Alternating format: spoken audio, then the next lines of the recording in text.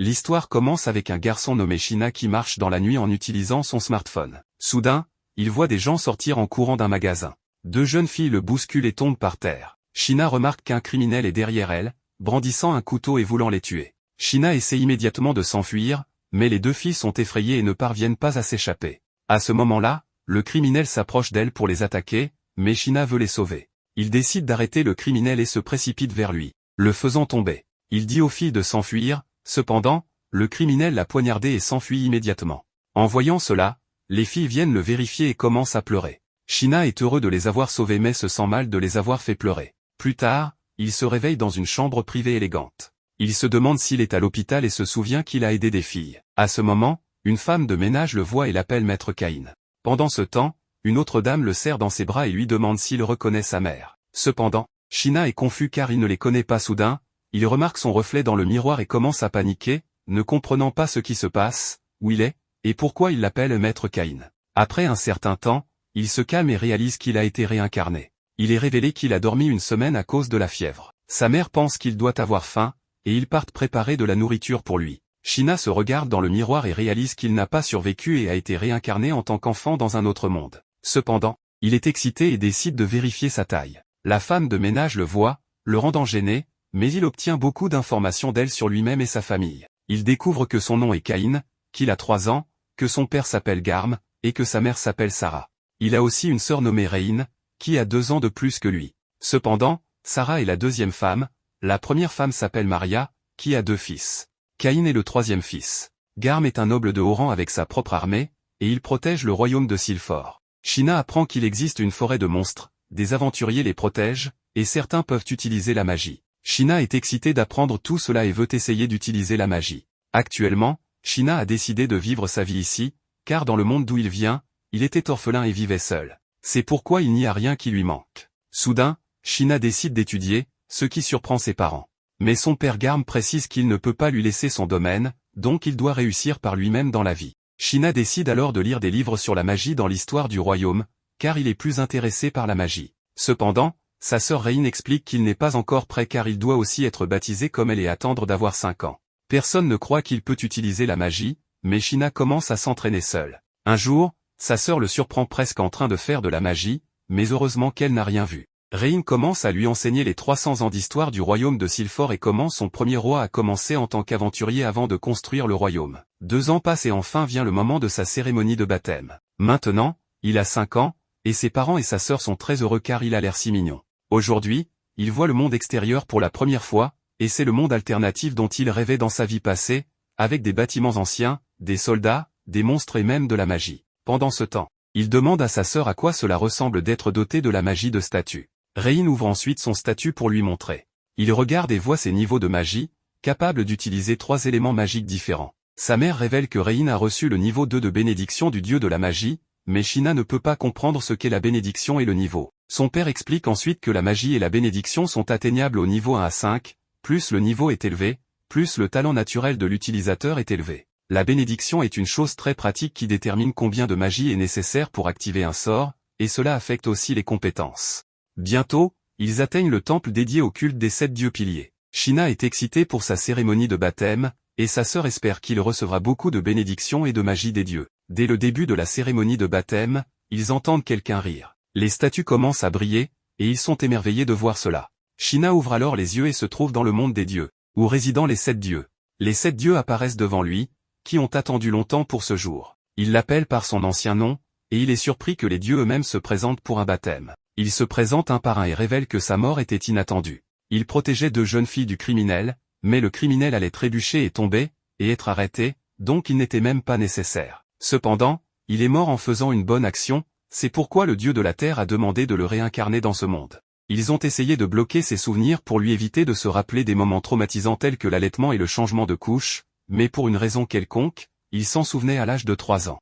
Sachant cela, Cain dit qu'ils n'ont pas besoin de s'excuser, car puisque ses souvenirs sont revenus si rapidement, il a pu apprendre à écrire et à utiliser la magie, et surtout, il vit avec ses parents et sa sœur. Il les remercie de lui avoir laissé ses souvenirs. Maintenant, chaque dieu lui accorde leur bénédiction, magie et compétences. Ils promettent également de le revoir. Cain ouvre les yeux, et son père lui demande s'il peut leur montrer son statut. Cependant, Cain a un mauvais pressentiment à ce sujet, Alors il fait semblant d'avoir mal au ventre et s'enfuit de là. Il ouvre sa fenêtre de statue et est surpris de voir cela, car il a toutes sortes de magie et de bénédictions au niveau 10. Il se demande ce que diable font ces dieux, car on lui a dit que le niveau 5 est le plus élevé. Maintenant, Caïn décide de le cacher, car il ne peut pas laisser quelqu'un le voir. À ce moment-là, il découvre que le dieu de la création lui a donné un sort de dissimulation de statue. Le remerciant pour cela, il cache ses vrais niveaux de magie. Pendant le dîner, tout le monde célèbre le 5e anniversaire de Caïn. Son père lui demande ensuite s'il a pu vérifier son statut et lui dit de le montrer.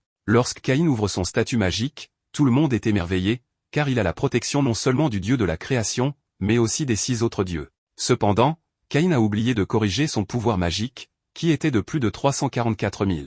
Son père dit que même les mages du palais n'ont qu'environ 10 000, mais il n'a que 5 ans et possède même l'inventaire et l'expertise aussi. Ainsi, Caïn peut obtenir un succès garanti dans n'importe quoi. Cependant, Réine est très heureuse de le voir, mais son père lui interdit de montrer ce statut à quelqu'un d'autre car c'est très prometteur, mais cela pourrait aussi être perçu comme une menace pour le royaume. Il interdit également à tout le monde d'en parler. Après un certain temps, Caïn vient dans sa chambre et trouve un livre sur la magie d'invocation.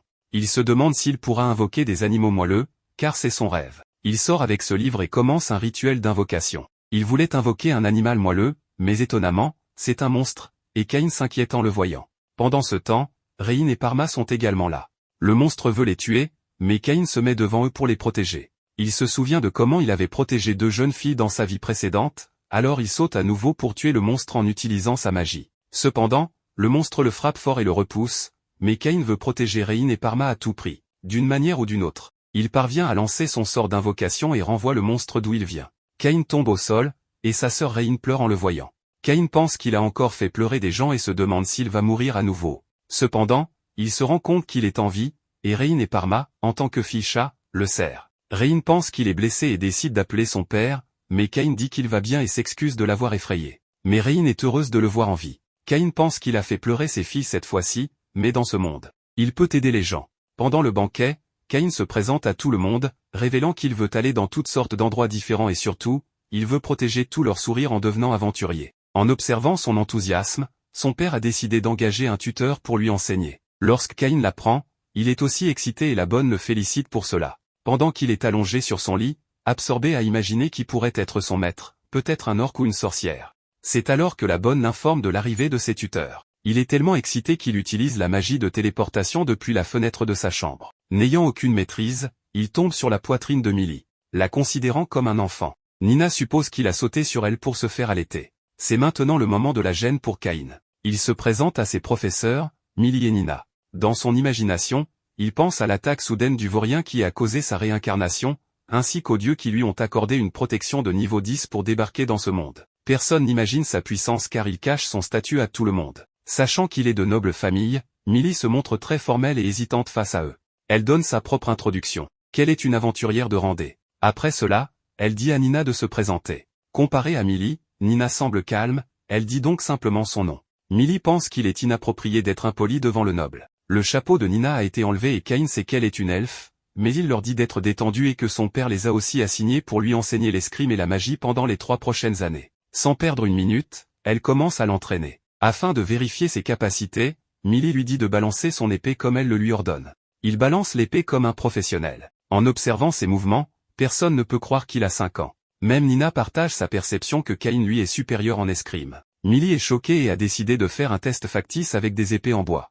Elles sont déconcertées quand Caïn leur dit qu'il est récemment passé par le processus de baptême. Il commence à se battre. Chose étonnante, il esquive facilement toutes les attaques de Millie. En observant sa compétence, Nina s'enquiert de son statut pendant son combat avec Millie. Il répond que son père ne l'autorise pas à le révéler à des étrangers. Comme Millie s'est épuisée du combat d'épée avec lui, elle l'a remis entre les mains de Nina pour apprendre la magie. Comparé à Millie, Caïn semble frais, comme si le combat à l'épée était pour lui un jeu d'enfant. Nina a décidé de lui enseigner les bases, mais Caïn lui dit qu'il les connaît déjà grâce au livre, et qu'il a aussi pratiqué. Il leur montre une boule d'eau, une boule de feu, et une balle fusante qui font des trous dans le mur. Nina et Millie sont choqués qu'il ait utilisé de la magie sans enchantement juste avec des livres. Cela révèle qu'il est un génie. En plus de cela, Nina et Millie sont choqués pour de nombreuses raisons.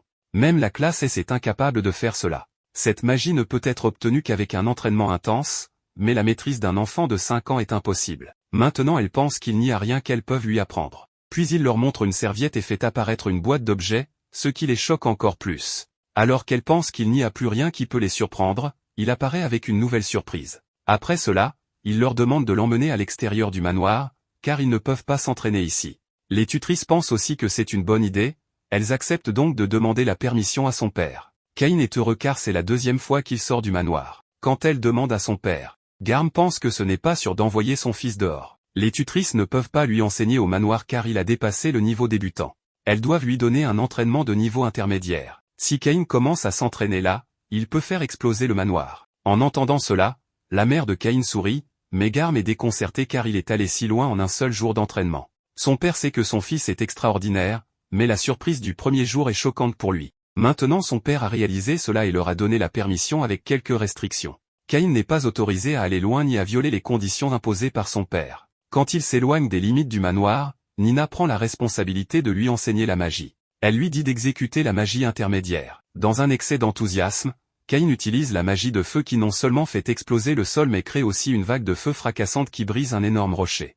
Encore une fois, ses tutrices sont choquées car ce niveau de magie est bien au-delà de l'intermédiaire. Elles pensent aussi qu'il devrait être épuisé car une telle puissance a été consommée dans cette magie. Mais Cain se sent rafraîchi, comme s'il n'avait pas encore fait de magie difficile. Cela révèle qu'il a une endurance illimitée pour faire de la magie. Ce gamin de 5 ans leur en met plein la vue. Puis elles ressentent le danger dans les environs et deviennent prudentes. Les lapins tueurs s'en prennent aux humains, donc les tutrices se préparent à affronter cette bête. Mais le lapin tueur les contourne en leur sautant dessus pour atteindre Cain. Surchargé de puissance, Cain esquive son attaque et le tue d'une seule bulle d'air. C'est la première proie de Cain, il veut donc la montrer à sa mère et sa sœur. Il la garde dans sa boîte à objets.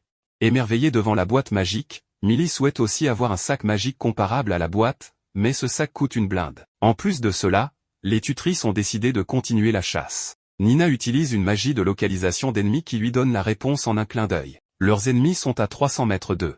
Maintenant, c'est au tour de Cain d'être curieux, car il veut apprendre le sortilège pour localiser les monstres. En réalisant ces techniques magiques, il essaie d'exécuter cette magie. Quand il crée la fine couche pour chercher le monstre, non seulement il les localise, mais il peut aussi dire leur nombre. Nina le regarde bouche bée, car peu sont capables de faire cela, et certainement pas en un jour. Elle réalise maintenant que ce n'est pas un enfant ordinaire. Ravi, il se dirige vers les lapins tueurs qui sont en grand nombre. Cain anéantit le premier avec son élément de feu.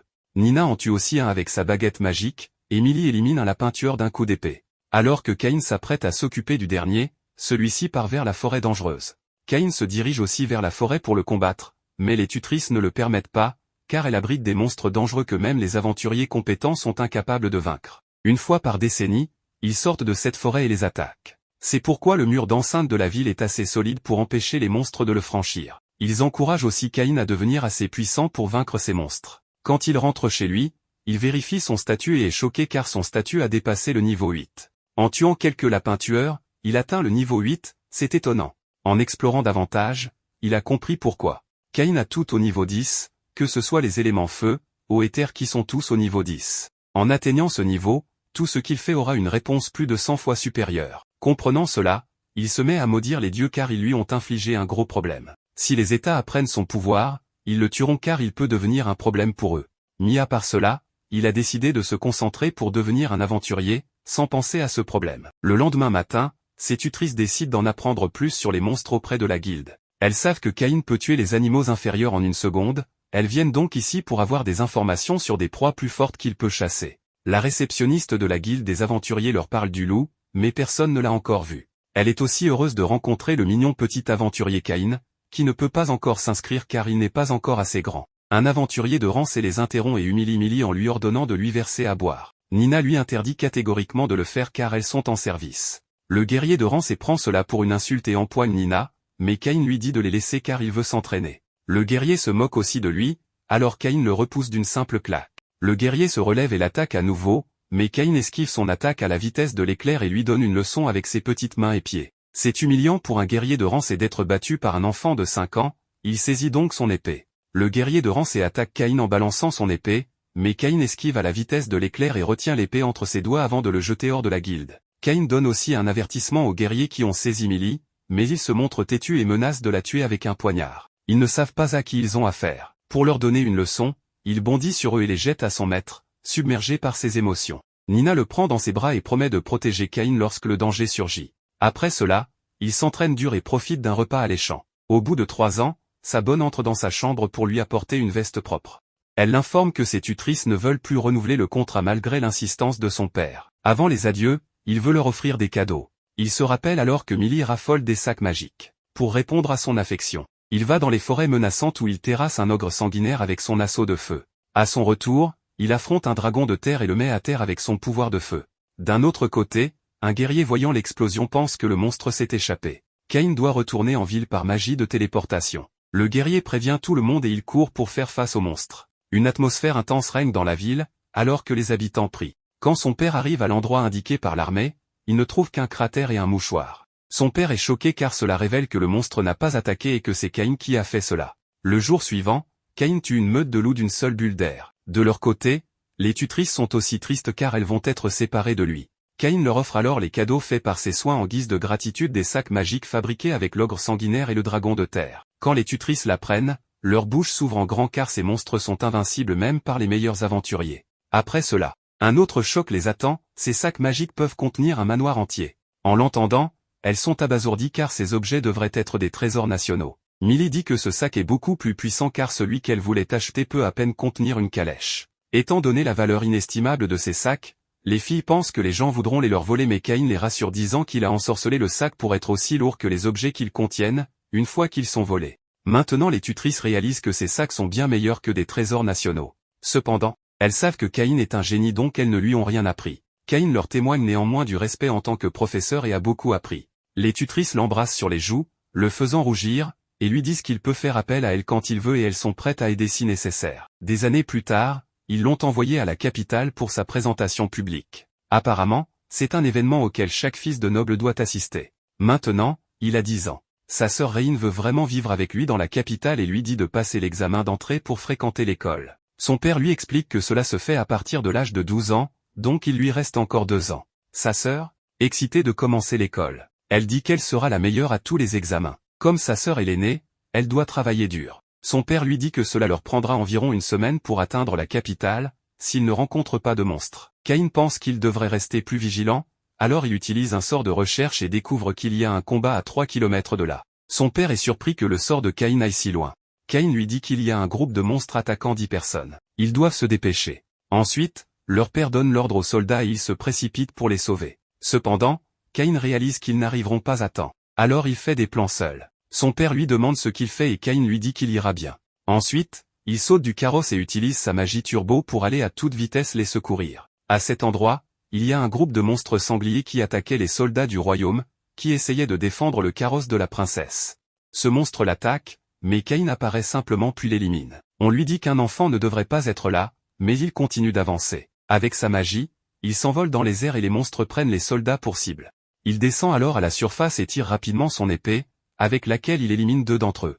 Maintenant, il n'en reste qu'un. Cain esquive l'attaque du monstre et contre-attaque avec du feu pour faire disparaître le monstre. Ensuite, il demande si les soldats vont bien, mais ils ne veulent pas qu'il s'approche du carrosse. Dans ce cas, il se présente. Il est le 3e fils de Garm von Silfor Gracia. Son nom est Cain. Cela le laisse surpris et les soldats de son père arrivent pour les aider, seulement pour découvrir que les monstres ont déjà été vaincus. Ces soldats tombent en douleur. À quoi Cain s'approche pour les aider. Il va les sauver avec sa magie curative et utilise un sort avec lequel il soigne tous les soldats qui étaient à terre. Cain leur dit de se reposer et de manger des aliments favorisant la production de sang, car il ne peut pas leur rendre le sang perdu. Malheureusement, il ne peut pas ramener à la vie ceux qui sont morts, mais il sauve leur corps pour plus tard. À ce moment-là, son père arrive et est surpris par une telle scène. Ici, il reconnaît le bouclier que le carrosse porte et dit que c'est la maison du duc Santana.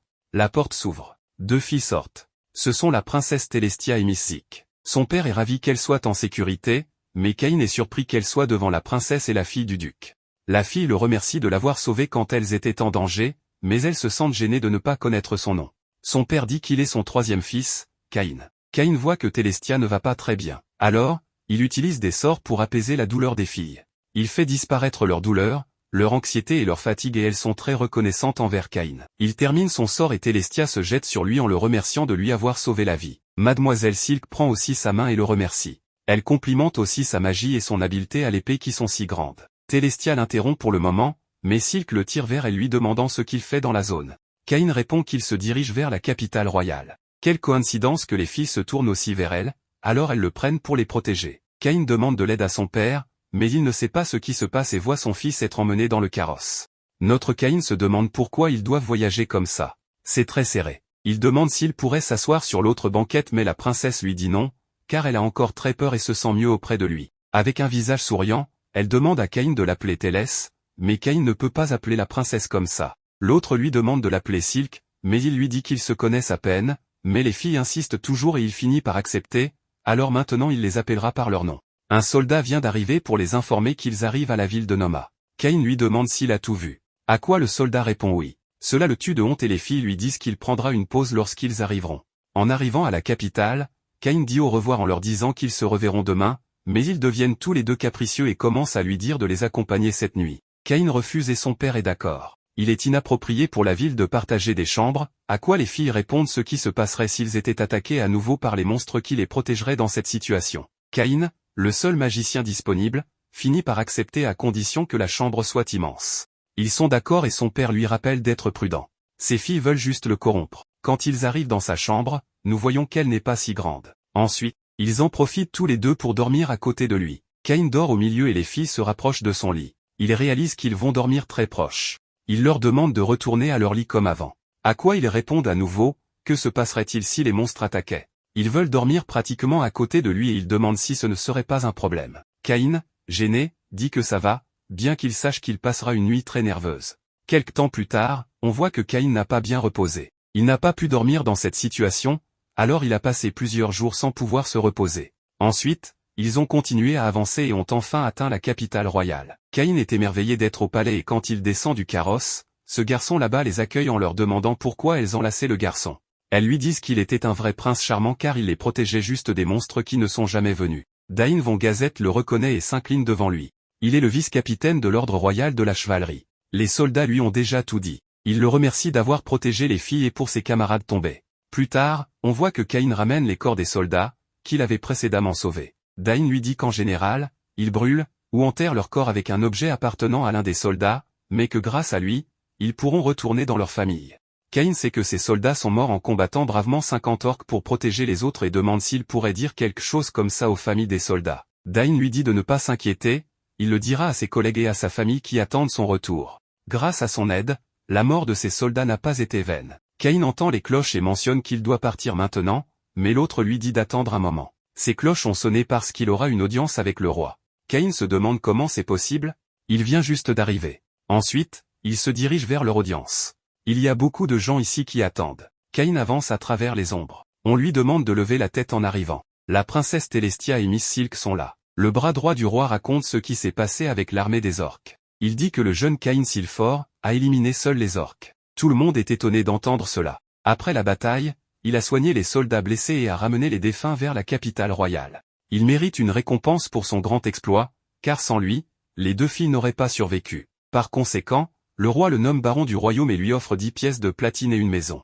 Les gens protestent contre une récompense comme celle-là, et l'un des citoyens nommé Corgi n'interrompt pas, disant qu'il n'est pas possible qu'un enfant de 10 ans soit un noble. Le roi prend la parole demandant à Corgi, s'il peut éliminer seul une horde de 50 orques, quel serait l'intérêt de ne pas valoriser un jeune homme aussi talentueux qu'il le mérite? Il ne va pas changer d'avis et lui demande de partir. Maintenant, il demande à Caïn d'accepter sa nouvelle position. Il sait qu'il n'a pas le choix et l'accepte avec gratitude. Avec cela, le roi met fin à cette audience, mais le roi ne le laisse pas partir aussitôt car il veut discuter avec lui en privé. Dans une pièce, son père le félicite en lui disant qu'il ne s'attendait pas à ce qu'il reçoive un titre de noblesse. C'est le premier de ses 3 enfants à avoir ce titre et à ce moment-là, le roi arrive avec les filles et il explique que ce n'est pas une réunion formelle.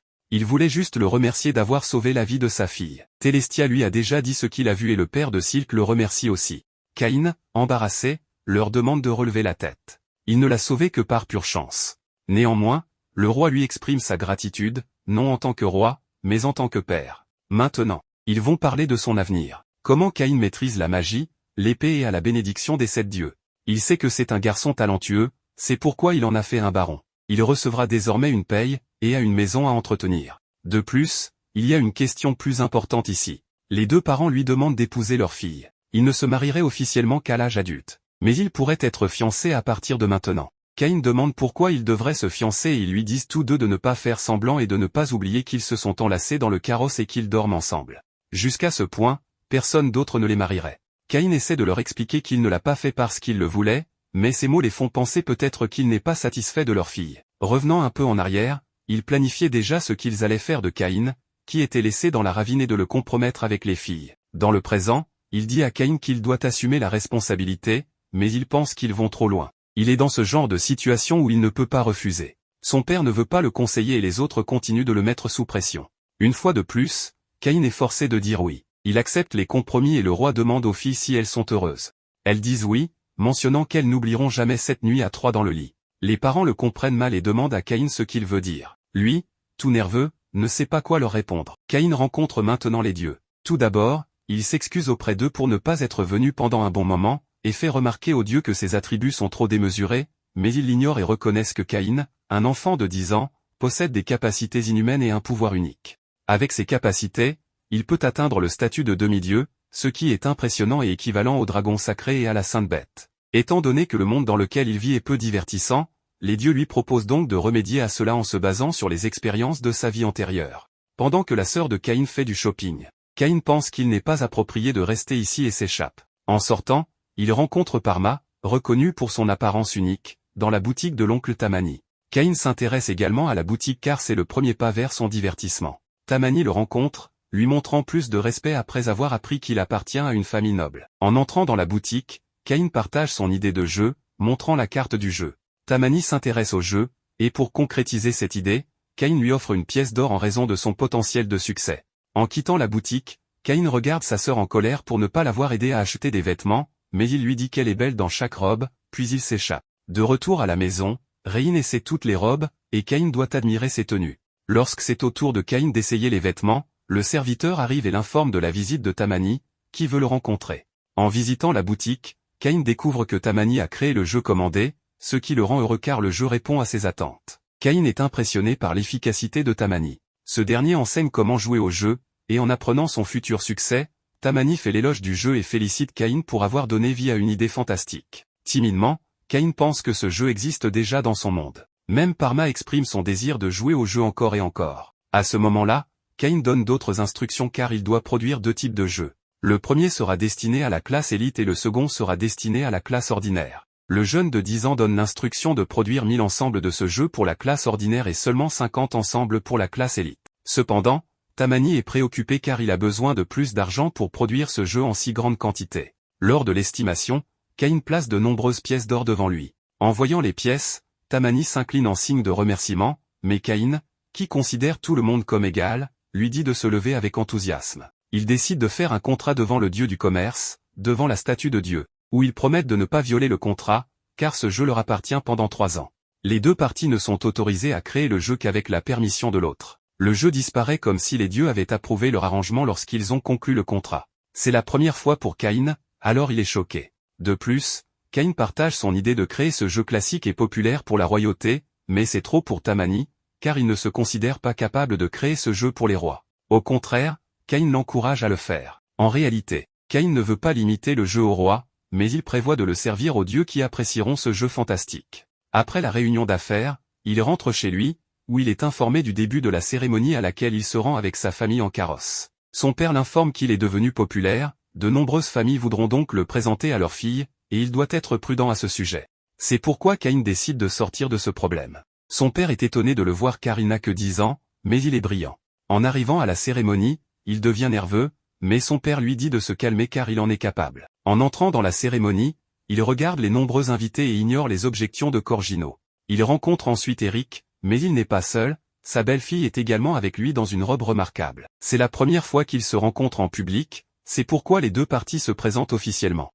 Eric le félicite d'avoir sauvé sa fille. Et Caïn est terrifié en voyant son sourire inhabituel. Ici, Caïn montre son langage flatteur et fait l'éloge de Silk, affirmant qu'elle l'inspire énormément. Silk est tellement heureuse que Eric devienne furieux contre lui car il ne semble pas avoir 10 ans, selon son âge. Son père le sauve de cette situation gênante en expliquant que Réine le force toujours à la complimenter pour la satisfaire. Caïn a appris ces mots qui la font planer dans le ciel, donc ce n'est pas sa faute. Eric comprend tout à coup. C'est alors que le roi arrive avec sa grandeur et Télestia est également avec lui. Le roi les accueille chaleureusement et espère que ces personnes qui ont atteint l'âge de 10 ans joueront un rôle significatif dans l'avancement du royaume. En regardant Télestia, il est choqué par sa beauté envoûtante dans cette robe époustouflante, elle ressemble à une déesse. Les familles se dirigent maintenant vers le roi pour se présenter. Maintenant, C'est au tour de Caïn, qui s'incline magnifiquement devant le roi. Caïn fait l'éloge de Télestia et la compare à une déesse. Lorsqu'elle entend que Caïn l'a appelée déesse, elle commence à rougir, inspirée par Caïn. Cependant, le roi a des objections à son égard,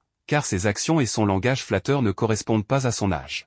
Caïn montre au roi son jeu pour détourner son attention. Le roi lui donne la permission de lui montrer le fantastique jeu, l'Othello, et veut en savoir plus. Il demande à Caïn de le rencontrer après la cérémonie. Caïn se souvient de mentionner son entreprise dans ce jeu, ce qui surprend également son père car il ne lui en avait jamais parlé. Il a besoin d'argent pour faire fonctionner sa demeure, alors il a décidé de développer son entreprise. Son père est impressionné par ce jeune de 10 ans qui peut se débrouiller seul. Son père continue avec d'autres personnes, lui permettant en réalité de se lier d'amitié avec d'autres personnes. Silk arrive avec une boisson, Télestia est toujours occupée, alors Silk a décidé de l'accompagner. Caïn pense que c'est une bonne idée car les deux sont engagés malgré la foule. Silk préfère parler avec Caïn, elle est innocente et l'appelle Monsieur Caïn, mais Caïn lui dit de l'appeler simplement Caïn. Elle a commencé à l'appeler Caïn avec amour à plusieurs reprises en parlant. Silk se rapproche de lui, et Caïn fait de son mieux pour gérer la distance entre eux avant que quelque chose ne se produise. Abit arrive avec ses amis, Abit est le fils de Corgino qui n'aime pas Caïn. Il s'intéresse à Silk et a de la fierté et de la royauté. Il suppose que Silk se rapprochera de lui en le regardant, mais contrairement à ses attentes, Silk lui adresse les salutations habituelles. Caïn est choqué de voir Silk changer soudainement. Abit est contrarié car Caïn doit s'écarter lorsqu'il parle avec Silk. Même ses compagnons demandent la même chose. Ensuite l'un des compagnons demande à Caïn de saluer Abit. C'est alors que Caïn se présente, mais ils ont mal compris qu'il est le fils du baron. En supposant qu'il est le fils du baron, il exige des excuses pour son action. Caïn n'est pas prêt à laisser tomber le sujet et dit à Abit de s'excuser. Abit s'énerve contre Caïn qui refuse de s'excuser. Abit pense que Caïn est un noble miséreux. Pour ce faire, Abit défie en combat Caïn alors qu'il ne sait même pas à qui il a affaire. Caïn pense à ce qui a rendu cette affaire si importante. Cependant, ils sortent et sont prêts à se battre. En entendant leur dialogue, Silk a peur, elle se rapproche de lui et Caïn maintient la distance entre eux. Abit dit à Silk d'arrêter de flirter et de se concentrer sur le combat. Son compagnon commence à effectuer la magie en lisant dans le livre avec ses mouvements. Plein de confiance, il est censé être un grand magicien. Avec sa magie, des nuages noirs apparaissent, et il attaque Caïn en créant une boule de feu. Cette boule de feu est si petite que Caïn l'évite en bougeant la tête. Même Silk, assez effrayé à en mourir, la considère comme insignifiante. Après cela, la personne suivante vient devant Caïn et veut lui montrer une magie de lumière. Il fait la même chose que ses camarades font avec ces mêmes nuages magiques qui apparaissent et la foudre tombe, tout en se transformant en balles de pierre vers Caïn, mais ces balles sont aussi minuscules. Alors qu'il va faire une autre tentative de danse, Silk lui interdit de le faire maintenant. Elle leur donne la bonne introduction de Caïn, disant qu'il n'est pas le fils du baron mais qu'il est le baron qui les a sauvés d'une bande d'orques. En entendant cela, ils sont surpris et ont réalisé leur erreur. Ils l'ont écouté mais ne savent rien de lui. Après avoir appris cela, ils ne peuvent plus continuer leur petit sketch, donc ils s'excusent de s'être mal comportés avec lui et partent de là. Silk a vu son côté obscur et a décidé de le révéler au public, mais Caïn lui interdit de le faire. Elle n'est même pas autorisée à le révéler en face de Télestia. Silk est assez brillante qu'elle a décidé d'utiliser sa faiblesse à son avantage. Elle a décidé de poursuivre leur relation amoureuse. Juste à ce moment, Télestia arrive et Caïn craint que Silk ne lui raconte tout, donc il met sa main sur sa bouche. Télestia dit que la main de Caïn sur le visage de Silk est inappropriée parce qu'ils ne sont pas encore mariés, donc elle a décidé d'en informer Eric aussi. Elle a écouté le secret et veut en savoir plus mais ils ne sont pas prêts à le révéler. Elle a également remarqué que Silk ne l'appelle plus par son titre. Sa limite a été dépassée quand Silk lui dit qu'ils ont prévu un rendez-vous galant. Télestia est aussi jalouse d'elle parce qu'elle veut sortir avec lui. Caïn, qui gagne un double avantage, ne les refuse pas. Juste à ce moment, le roi arrive et sa fille lui parle du rendez-vous. Le roi lui dit de le retrouver dans le salon parce qu'il veut discuter de sa fille. En dehors de cela, Caïn s'est retrouvé dans de sérieux ennuis parce que le roi ne lui fera pas de cadeau. En le voyant, le roi apprécie aussi le jeu de Caïn. Il a donc décidé de garder le secret mais Caïn a prévu de partager ce jeu avec tout le monde. Soudain, Eric arrive et rappelle le rendez-vous. Les fiançailles de Caïn ont été fixées avec leur fille mais ils ne veulent toujours pas le révéler en public. Ils l'avertissent donc d'être prudent en mettant leurs mains sur son épaule. Caïn est inquiet parce qu'il est innocent mais sa fille essaie de son mieux de se rapprocher de lui. Maintenant, Caïn est arrivé au palais, le serviteur du roi lui remet les autorités mentionnées et la clé. Le roi veut le rencontrer et le défier au jeu qu'il a inventé, mais il est trop émotionnel à ce sujet. Ainsi, le renvoyer pour rencontrer une autre personnalité royale est préférable. Caïn est content car il n'a pas besoin de rester plus longtemps ici, mais son bonheur est de courte durée car Eric est arrivé pour le défier au jeu. Il n'est pas assez audacieux pour le refuser, c'est pourquoi il accepte un match après avoir entendu sa volonté. Tout le personnel du palais est prêt à essayer ce jeu avec ce jeune garçon de 10 ans. Après avoir joué avec eux, il est excité de voir sa demeure que le roi lui a offerte. Lorsqu'il entre dans sa demeure, il est stupéfait car elle est délabrée et négligée, même les pierres magiques sont cassées et ne peuvent pas éclairer la demeure. Il prend alors une vue d'ensemble de la demeure avec sa lumière magique, puis il utilise sa magie pour transformer la demeure délabrée en une luxueuse villa en réparant et nettoyant magiquement. Cain est heureux car il possède sa propre demeure à l'âge de 10 ans. Sylvia et les autres serviteurs sont arrivés pour s'occuper de cette demeure, prêts à y mettre tous leurs efforts. Colin Butler est également inspiré par ce jeune garçon de 10 ans qui a vaincu des orques. Lorsque Sylvia s'apprête à nettoyer l'endroit, il ne trouve pas le moindre grain de poussière car Cain explique qu'il a déjà fait leur travail avec sa magie. Colin est stupéfait de savoir qu'il maîtrise déjà la magie. Il rappelle à Cain qu'il doit retourner au palais car son frère aîné est sur le point d'arriver et il doit être là dans la demeure de son père. Ses frères le félicitent d'être un baron à un si jeune âge et sa sœur reine est très excitée de voir sa demeure, mais son frère aîné l'effraie en lui parlant de l'état délabré du palais, ce qui pourrait lui permettre de rencontrer des fantômes. Cependant, elle a confiance en Cain pour la protéger. Après un repas festif, Cain les emmène dans un magnifique palais, ce qui surprend son père car l'état de ce palais était pathétique il y a un an. Soudain, quelque chose lui vient à l'esprit et il comprend que son fils en est responsable. Cain l'admet également et leur montre toute la demeure. Après avoir observé toute la demeure, son père remarque le manque d'œuvres d'art, un palais ne peut être complet sans des peintures, des vases, des armures et des monstres empaillés. Ses idées cliquent dans l'esprit de Cain et il sait comment combler ses lacunes. En même temps, ils entendent les cris des serviteurs. Cain réalise qu'il a commis une erreur, alors il se précipite dehors. Les yeux de son père s'élargissent en voyant la statue du monstre dragon rouge devant lui, avec une large gueule. Son père demande des explications sur ce dragon, alors Cain explique la défaite du dragon rouge. Mais son père est stupéfait car le dragon rouge est un monstre de classe calamité, même un aventurier de classe pourrait battre ce monstre avec difficulté. Mais Cain, âgé de seulement 10 ans, a terrassé ce monstre dangereux. Dans cette bataille, quelques aventuriers ont dû mourir et la valeur de ce dragon est de 1000 pièces de platine. Ce qui est une somme considérable lorsque Cain en prend conscience, il est également choqué. Selon l'opinion de son père, ce dragon devrait être pris en charge plutôt que d'être exposé. Pendant la conversation, ils entendent à nouveau les cris de Sarah et Ren. Ils courent pour vérifier et découvrent que le système de jet d'eau les inspire. Cain a développé ce système et sa mère est impressionnée par lui. Son père considère qu'ils exagèrent à propos du système, mais il ne se retient pas de crier lorsqu'il les examine plus tard. Son père lui informe ensuite qu'il doit organiser la fête, celui qui reçoit la demeure où le statut élevé doit organiser la fête. Après avoir entendu cela, Cain est choqué car il est contrarié par la fête. Colin est déjà au courant et s'apprête à appeler les invités. Toutes les personnalités royales sont invitées, même Corgino, ce qui dérange Cain en raison de sa personnalité grossière, mais il ne peut pas aller contre les règles. Une chose le tourmente, c'est qu'il ne peut pas remettre l'invitation au roi car seul le haut rang peut l'inviter, donc il a décidé de ne pas enfreindre cette règle. Une autre chose le tourmente, ce sont les cadeaux et les repas à offrir aux invités. Sylvia lui donne des suggestions pour présenter son hospitalité aux invités, et Cain comprend ce qu'elle veut dire. Il utilise sa magie pour créer des vers attrayants et enchanteurs pour les invités. Le problème suivant est le repas, que Cain décide de ce qui doit être préparé. Il donne la recette au chef pour préparer un steak haché. Lorsque le steak haché est prêt, Sylvia le goûte et s'envoie pour apprécier ce délicieux steak haché. La boisson qui doit être servie avec est également alléchante. Elle ne fait pas l'éloge de l'alcool fabriqué par Cain avec sa magie. Cain n'est pas assez grand pour goûter l'alcool, donc il doit se fier à Sylvia. Obsédé par cette nourriture, il est alors informé que le roi a envoyé son messager pour appeler Cain. En arrivant au palais du roi, il apprend que le roi est furieux, même le roi ne le regarde pas car il n'est pas invité à la fête de début, tout le monde a reçu l'invitation sauf lui et cela l'irrite. Eric le rend continuellement jaloux en montrant la carte d'invitation. Le roi le réprimande également de ne pas avoir invité son futur beau-père à la fête. Eric tente de le protéger en rappelant la règle selon laquelle seul un rang élevé peut inviter le roi. D'autre part, Cain sait très bien comment gérer la situation.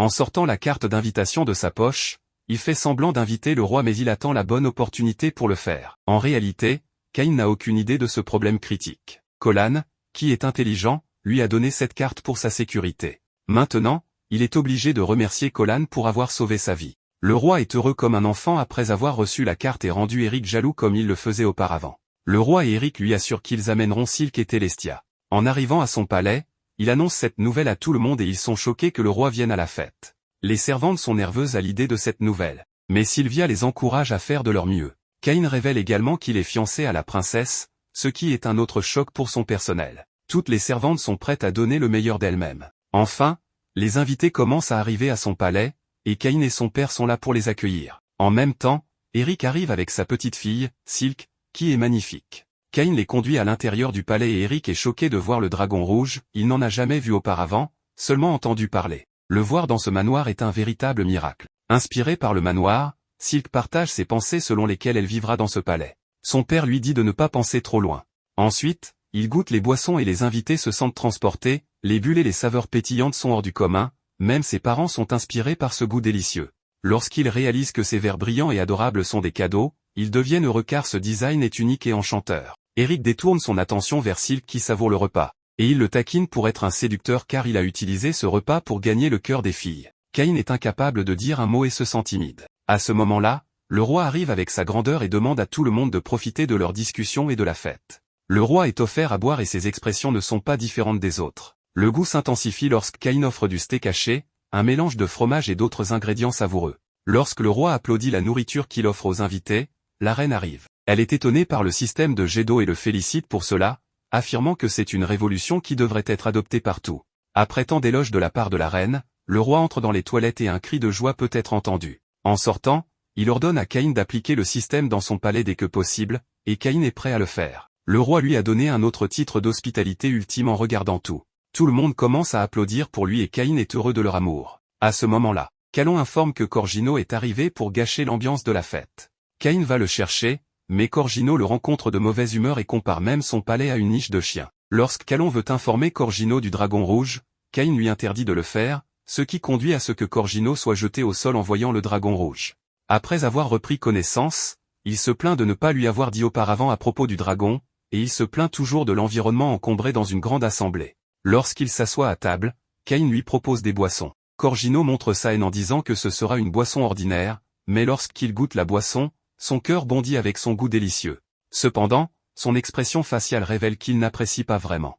Ensuite, on lui offre le plat signature, le steak haché de Hambourg. Se plaignant de l'apparence du plat, il le goûte et s'abstient de le louer, réalisant son commentaire, il couvre la situation en qualifiant son plat de dégoûtant. Colan dit à Cain de se calmer car il ne peut pas créer de scandale à la fête en tant que personnalité marquante. Mais Cain sait qui peut le maîtriser. Cain se rapproche de lui, en lui offrant des verres et dit qu'il peut les emporter avec lui. Corgino accepte et exige encore plus de verres mais Cain refuse disant qu'ils sont destinés aux invités. Après cela, il exige également la recette du steak de Cain mais il refuse aussi. Cela le rend furieux et il dit que Cain ferait mieux de lui offrir ses verres plutôt qu'à des nobles de pacotille. En échange, Cain est prêt à lui offrir le plus grand des trésors du royaume, ce qui suscite l'intérêt de Corgino qui pense qu'il s'agit de gemmes ou d'autres bijoux. Pendant ce temps, Cain calcule la position du roi et fait traîner la discussion. À ce moment-là, le roi arrive, ce qui surprend Corgino et le roi commence à réprimander. Corgino n'a jamais imaginé un roi à la fête, c'est pourquoi il s'est agenouillé. Le roi explique qu'il est le sauveur de sa fille, alors comment pourrait-il ignorer sa fête? Après cela, le roi commence à le réprimander pour ne pas se comporter correctement. Si son comportement continue ainsi, le roi envisage de le renvoyer. Maintenant, Corgino a compris qu'il a affaire à la mauvaise personne. Il s'excuse et s'enfuit car il n'est pas en état de faire face à la colère du roi. D'autre part, Silk sait que Cain a amené le roi délibérément. Cain lui a également avoué cela auparavant, et Silk l'appelle le plus rusé. Cain exagère en appelant le roi le poids du royaume. Eric et le roi, qui écoute, remarque sa déclaration et s'apprête à le tourmenter à ce sujet. Pris de remords d'avoir parlé trop fort, il commence à s'excuser devant eux, et tout le monde apprécie l'innocence de cet enfant qui change. Lorsque le roi le réprimande pour l'avoir utilisé, le roi pense que cet enfant l'utilisera à l'avenir, donc il est en colère. Cain précise qu'il n'a pas l'intention de le faire. De plus, il plaisante simplement car il ne peut pas défier Corgino, c'est pourquoi il demande l'aide du roi. Maintenant, Cain rencontre le vice-capitaine Dai. Cain est ici pour mettre tout le matériel monstrueux dans un endroit approprié à cet effet.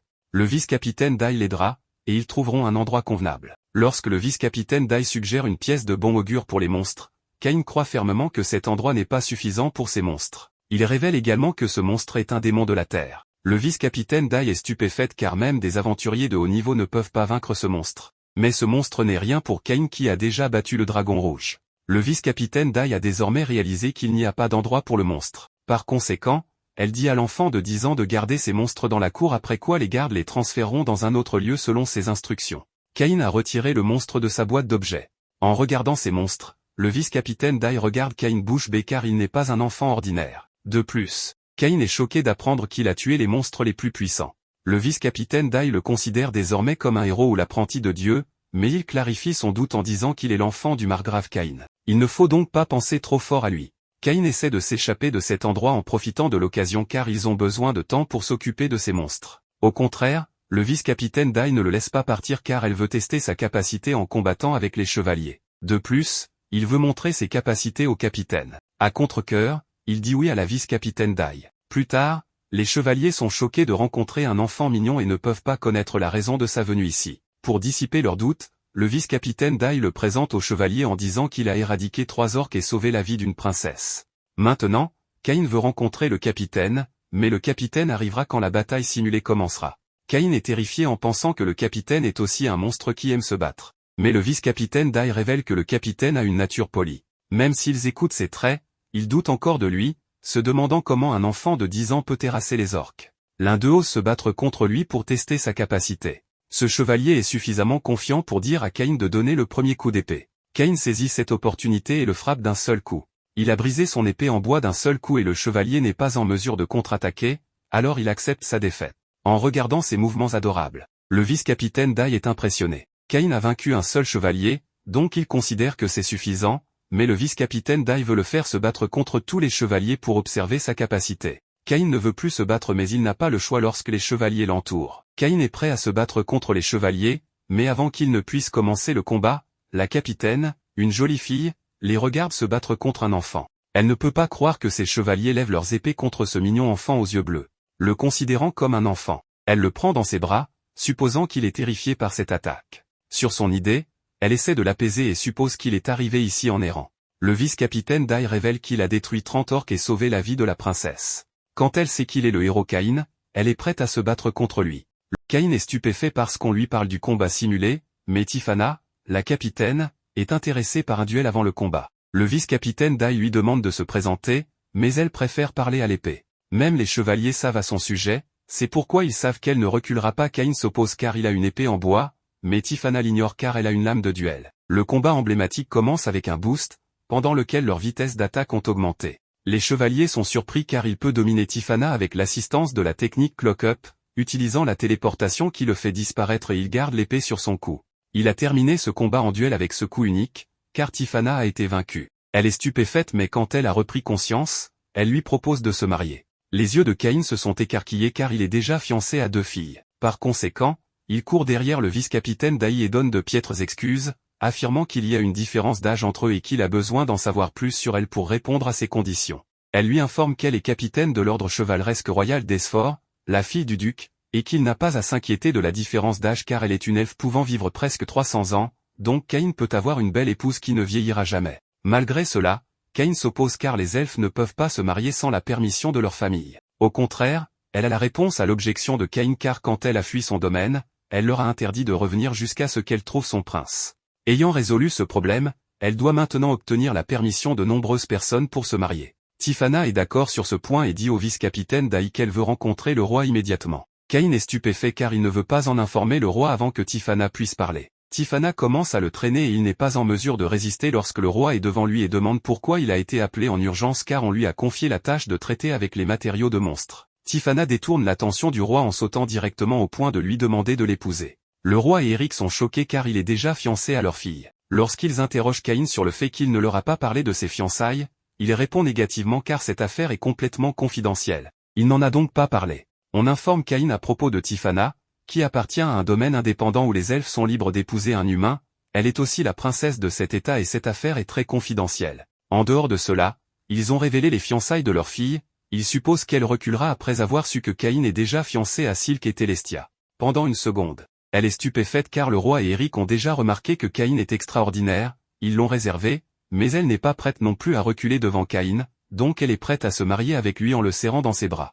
Maintenant, Caïn a 3 prétendantes au mariage, même s'il n'a que 10 ans. Pour avancer dans cette affaire, ils ont décidé d'informer le père de Tiphana. Tiphana l'emmène avec elle pour renforcer son amour en l'impliquant dans l'arène de combat. Caïn résiste mais elle l'a traîné dehors. Lorsque le roi apprend que Caïn a vaincu l'elfe le plus fort de la région, des doutes émergent. Le vice-capitaine Dam partage également l'expression de Caïn lorsqu'il demande s'il est l'apprenti d'un dieu ou un héros pour clarifier, il interroge le père de Caïn mais il n'est pas au courant.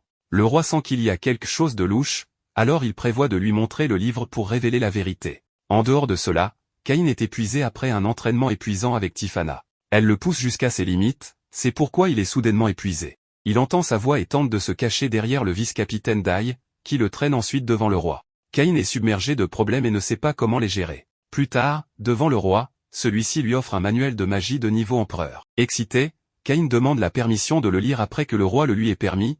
Il lit le livre appartenant au premier empereur Yuyatera Hirasawa. En lisant le livre, il réalise que beaucoup de magie est nouvelle pour lui. Ils ont donc compris qu'il pouvait lire le livre de magie. Le roi révèle que personne d'autre ne peut le lire car sa langue est incompréhensible. Maintenant, Caïn réalise qu'il a commis une erreur car ce livre est en japonais, ce qui signifie que le premier empereur a également été réincarné comme lui. D'autre part, le roi s'interroge sur sa véritable identité. Caïn est choqué car il n'a d'autre choix que de tout révéler à eux.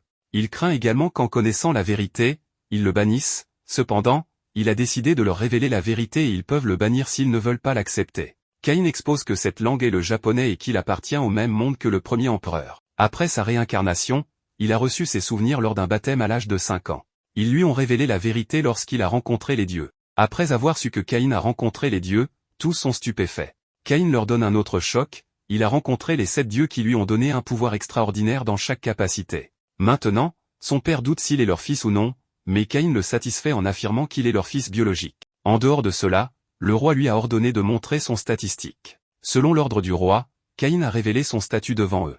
C'est alors au tour du roi et de tous les autres d'être choqués, car il est au niveau 10 dans chaque capacité. Il est très difficile pour eux de le croire, et le roi ne sait pas quoi lui dire. Le roi est furieux contre lui car il aurait dû lui révéler cela avant, étant donné ses pouvoirs extraordinaires et le fait qu'il a été choisi par Dieu.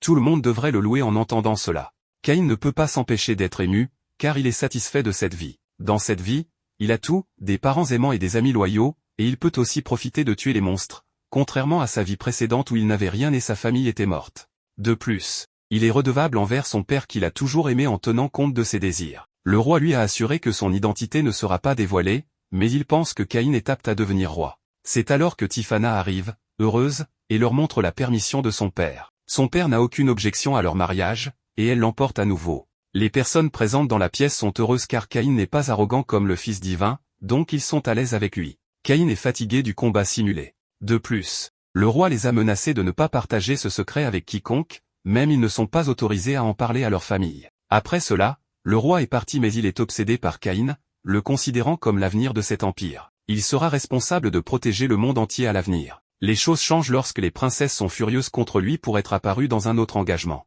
Caïn les calme en disant qu'il est innocent. Silk apprécie la situation, mais Telestia est en colère d'avoir une autre concurrente, elle ne peut même pas imaginer comment il peut se fiancer en atteignant l'âge adulte en même temps. Tiphana arrive et veut l'emmener au combat simulé pour partager son amour en l'appelant son cher mari. Caïn ne veut pas y aller, mais il n'a pas le choix, elle le traîne sur le terrain d'entraînement et ne le laissera pas partir avant demain. Maintenant, Caïn est en train de lire dans la bibliothèque un livre écrit par un roi qui a gouverné ce royaume il y a des années. Il trouve de nombreuses similitudes entre lui-même et le roi qui a régné, car il a également été réincarné comme lui. Le roi Yuya a documenté son parcours pour devenir roi après la réincarnation car il voulait partager ce qui lui était arrivé avec quelqu'un vivant des circonstances similaires. C'est pourquoi le roi Yuya a écrit le livre en japonais. Ainsi, Caïn est le seul dans le pays ou au palais du roi qui connaissent le contenu et l'histoire du livre du roi Yuya. Mais contrairement à Caïn, le roi Yuya a été transporté dans l'autre monde sous sa forme actuelle. Soudain, les 2 filles du roi, Telestia et Silk, entrent dans l'étude et posent de nombreuses questions.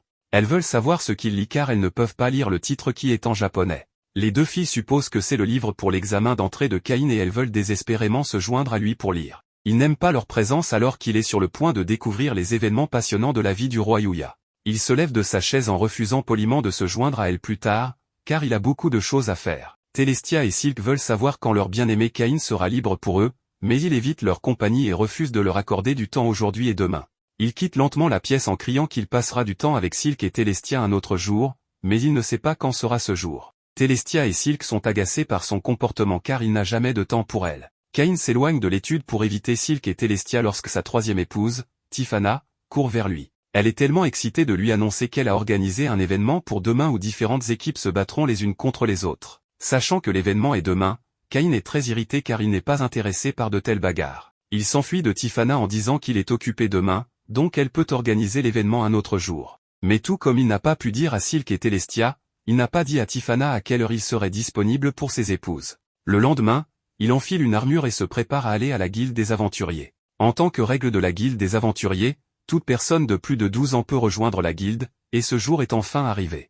Il peut être membre de la guilde des aventuriers et pratiquer toutes les compétences qu'il a apprises au fil des ans auprès de maîtres experts. Mais la vie prend un tournant inattendu et il entre dans ce royaume réincarné en personne royale, mais devenir guerrier est sa passion et ce jour est très important pour lui. Lorsqu'il s'inscrit à la guilde, Cain entre avec enthousiasme dans la guilde et la trouve juste comme il faut, car la guilde dans la capitale de... Il regarde autour de lui avec excitation quand un jeune homme aux cheveux roux nommé Claude l'arrête. Il veut savoir ce qui a amené un petit enfant ici dans la guilde. Cain lui explique alors la raison de sa venue à la guilde des aventuriers, reconnaissant d'avoir atteint l'âge de 12 ans pour pouvoir devenir membre ici. Claude lui conseille en tant que petit garçon de ne jamais se mettre en danger en se battant avec quiconque. Claude marche à côté de lui et Cain se demande s'il a déjà rencontré ce gars, incapable de se rappeler qui il est. Cain se rend au comptoir où la réceptionniste Laetitia lui demande s'il veut s'inscrire à la guilde. Cain confirme, puis Laetitia lui donne un formulaire à remplir. Il écrit son nom et le rend à Laetitia. Elle lui donne un cristal avec une aiguille par-dessus. Les aventuriers testent leur capacité magique à travers cela. Cain a piqué son bout de doigt et a touché sa goutte de sang sur l'aiguille dans le cristal. Celui-ci détecte sa capacité magique et imprime instantanément une carte indiquant qu'il est de rangée. Il se souvient que ses tuteurs avaient un rang plus élevé. Voyant que Cain murmure quelque chose entre ses lèvres, Laetitia l'assure qu'il peut poser n'importe quelle question, qu'elle peut dissiper tous les doutes, mais Cain ne veut rien savoir. Il dit donc au revoir à Laetitia. Elle lui conseille, alors qu'il s'apprête à partir, de toujours privilégier sa sécurité à tout moment. Pendant ce temps, des combattants et des aventuriers de la guilde se moquent de Laetitia et lui demandent de se joindre à eux. Il rit en lui proposant de passer la nuit avec eux, mais Cain n'apprécie pas leurs plaisanteries vulgaires et leur dit d'arrêter. Entendant cette mise en garde d'un enfant, les aventuriers se mettent en colère et l'attaquent. Cain esquive l'attaque, et les deux agresseurs se cognent mutuellement la tête. Maintenant, le combattant est encore plus en colère car il ne peut pas attraper le petit garçon. Ils ignorent sa puissance physique immense. Le combattant demande à tous les membres de la guilde de l'attaquer, mais Cain esquive leurs attaques tandis que les deux attaquants se cognent mutuellement la tête. Maintenant, le combattant veut utiliser son épée. Mais Cain est sur le point de le mettre en garde de ne pas utiliser son épée contre lui lorsque Claude revient et les défie à combattre avec lui à la place de Cain, mais il s'enfuit instantanément. Laetitia remercie Claude d'être venu juste à temps pour les sauver. Cain le remercie également, mais Claude l'invitait à se joindre à lui pour boire un verre. Il apprécie la façon dont Cain s'est sauvé comme un grand combattant. Ils arrivent dans un bar où Claude commande un verre pour lui-même et un jus de fruits pour Cain. Il est stupéfait par les mouvements rapides de Cain et est convaincu que Cain a appris ses compétences. Cain partage qu'il a commencé cet entraînement avec de grands maîtres dès son enfance. Ils apprécient leur boisson tout en discutant. Quand Cain veut savoir plus si le vrai nom de Claude est Givrefeu, Claude partage qu'il a formé une bonne équipe avec sa femme. Il utilise une épée dotée d'une puissance magique de feu, et sa femme utilise son bâton de glace pour contrer leurs ennemis. Cain est surpris d'apprendre pour la première fois qu'il a formé une équipe avec sa femme, mais Claude dissipe son doute en lui disant qu'il doit avoir une personne honnête dans son équipe, et c'est mieux quand cette personne est sa femme. Avoir sa propre équipe est important pour améliorer son rang. Alternativement, quelqu'un peut se battre avec un aventurier de niveau supérieur pour obtenir une carte de rang. Cain est excité de voir sa carte en or, mais Claude est un modeste aventurier qui sait qu'il doit encore exceller pour atteindre le rang SSS. Jusqu'à aujourd'hui, un seul roi a atteint ce niveau, mais Claude se contente de sa carte en or. Il sait qu'il doit avoir des compétences exceptionnelles pour atteindre le rang SSS avec sa carte noire. À ce moment-là, la femme de Claude, Léna, arrive au bar et lui cogne la tête avec son bâton. Elle est en colère contre lui pour avoir bu à nouveau, mais Claude raconte comment il a vu Cain se sauver grâce à son intervention. Les idiots de la guilde des aventuriers sont en sécurité, sinon Cain les aurait tués. Léna se penche pour connaître le nom de Cain et lui propose son aide s'il se trouve en difficulté, mais ensuite Léna devient encore plus en colère car elle ne croit pas un mot de ce que Claude lui dit. Elle le traîne hors du bar en colère car elle pense que rien de tout cela ne s'est produit, qu'il invente cette histoire pour se sauver. En sortant du bar, Claude crie à Cain qu'il doit se battre contre quelqu'un pour obtenir un rang supérieur. Cain arrive à la guilde des aventuriers où de nombreuses personnes de rangée font la queue pour combattre des aventuriers de rang supérieur. Ils choisissent leur défi parmi ceux épinglés au tableau. Cain n'aime pas le défi de transporter des bagages de boutique, il cherche donc attentivement une autre tâche et accepte celle où il doit combattre les gobelins. Cain est tellement heureux d'avoir trouvé sa première tâche selon son souhait et sort avec le papier. Il n'a pas remarqué que sa femme Tiffana venait de l'autre direction en courant vers lui. Tiffana crie son nom, puis le serre dans ses bras et lui raconte comment elle a une séance d'entraînement en cours à l'extérieur du palais. Cain saute de joie d'avoir enfin sa carte de membre tant attendue de la guilde des aventuriers. Maintenant, il veut augmenter son rang, c'est pourquoi il va seul combattre les gobelins. Tiffana, qui aime beaucoup les combats, veut se joindre à lui pour son aventure. Cain crie au vice-capitaine en demandant de l'aide, mais le vice-capitaine est également impuissant face à Tiffana. Tiffana est tellement heureuse d'avoir une chance de profiter de la compagnie de son mari. Ils pénètrent dans la jungle où ils peuvent trouver les gobelins. Pendant qu'elle vole encore et profite de la brise fraîche en même temps, Cain détecte que les gobelins sont présents quelque part à proximité. Tiffana ne montre aucun intérêt pour le défi et court devant Cain en riant comme s'ils essayaient de s'attraper l'un l'autre. Soudain, ils arrivent dans un endroit où des objets comestibles sont étalés sur le sol et le propriétaire est entouré de gobelins. Avant de commencer le combat, Cain prononce un sort magique pour soigner l'homme inconscient et il se réveille ensuite. Tiffana dit à Cain de rester en arrière, puis attaque instantanément les gobelins. Cela entraîne la mort de nombreux gobelins par son épée magique de glace. Ensuite, elle imagine des cloches de mariage qui sonnaient, en robe de mariée, elle se met à danser avec Cain. Soudain, des lézards verts apparaissent et regardent. Cain envoie l'homme avec Tiffana et tue les lézards verts en utilisant son pouvoir magique de glace. Ensuite, il forme une colonne de glace autour de la zone des gobelins. L'homme avec lui proteste, mais elle lui dit de se détendre et de la laisser se battre. Plus tard dans la journée, Nina et une autre fille se tiennent au bord d'un trou. Le trou ancien était utilisé comme lieu de vie pour les lézards verts. Récemment, ils ont quitté le trou et maintenant il n'y a plus de lézards ici. Lena retourne chez elle après avoir inspecté le trou.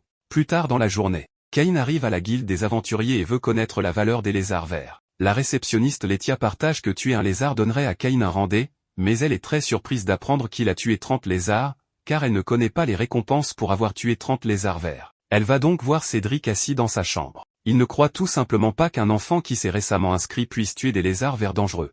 Il accuse Cain de tricher, tandis que Letia résiste en disant qu'il ne devrait pas être si impoli. Lorsque Cain essaie de clarifier qu'il n'est pas un tricheur, Cédric devient encore plus en colère, jetant le livre. Il annonce qu'il annule la carte de membre de Cain. Letia résiste en disant qu'il ne devrait pas agir de manière impolie tandis que Cain se tient la tête entre ses mains, inquiet de voir pourquoi Cédric n'est pas gentil avec eux. Soudain, un elfe entre dans la pièce, qui est le grand maître de la guilde. Cédric lui raconte la citation et le grand maître rit après avoir entendu tout cela. Cédric devient contrarié et demande la raison. Il commence à dire que Cédric pourrait être plus expert dans le jugement des personnes. À ce moment-là, Tiffana arrive et cercle. Le grand maître partage que le même enfant a sauvé les princesses Silk et Telestia, étant le fils du margrave Garm, et est sur le point d'épouser Tiffana, qui est la sœur du grand maître. Cain déclare humblement qu'il voulait juste obtenir son adhésion avec un nom ordinaire. En entendant cela, Cédric demande pardon en s'agenouillant. En tant que personne royale, Cain a toute l'autorité pour punir et exécuter la personne coupable qui l'humilie, mais il choisit de pardonner à Cédric pour qu'il n'abuse plus de son pouvoir. Ensuite,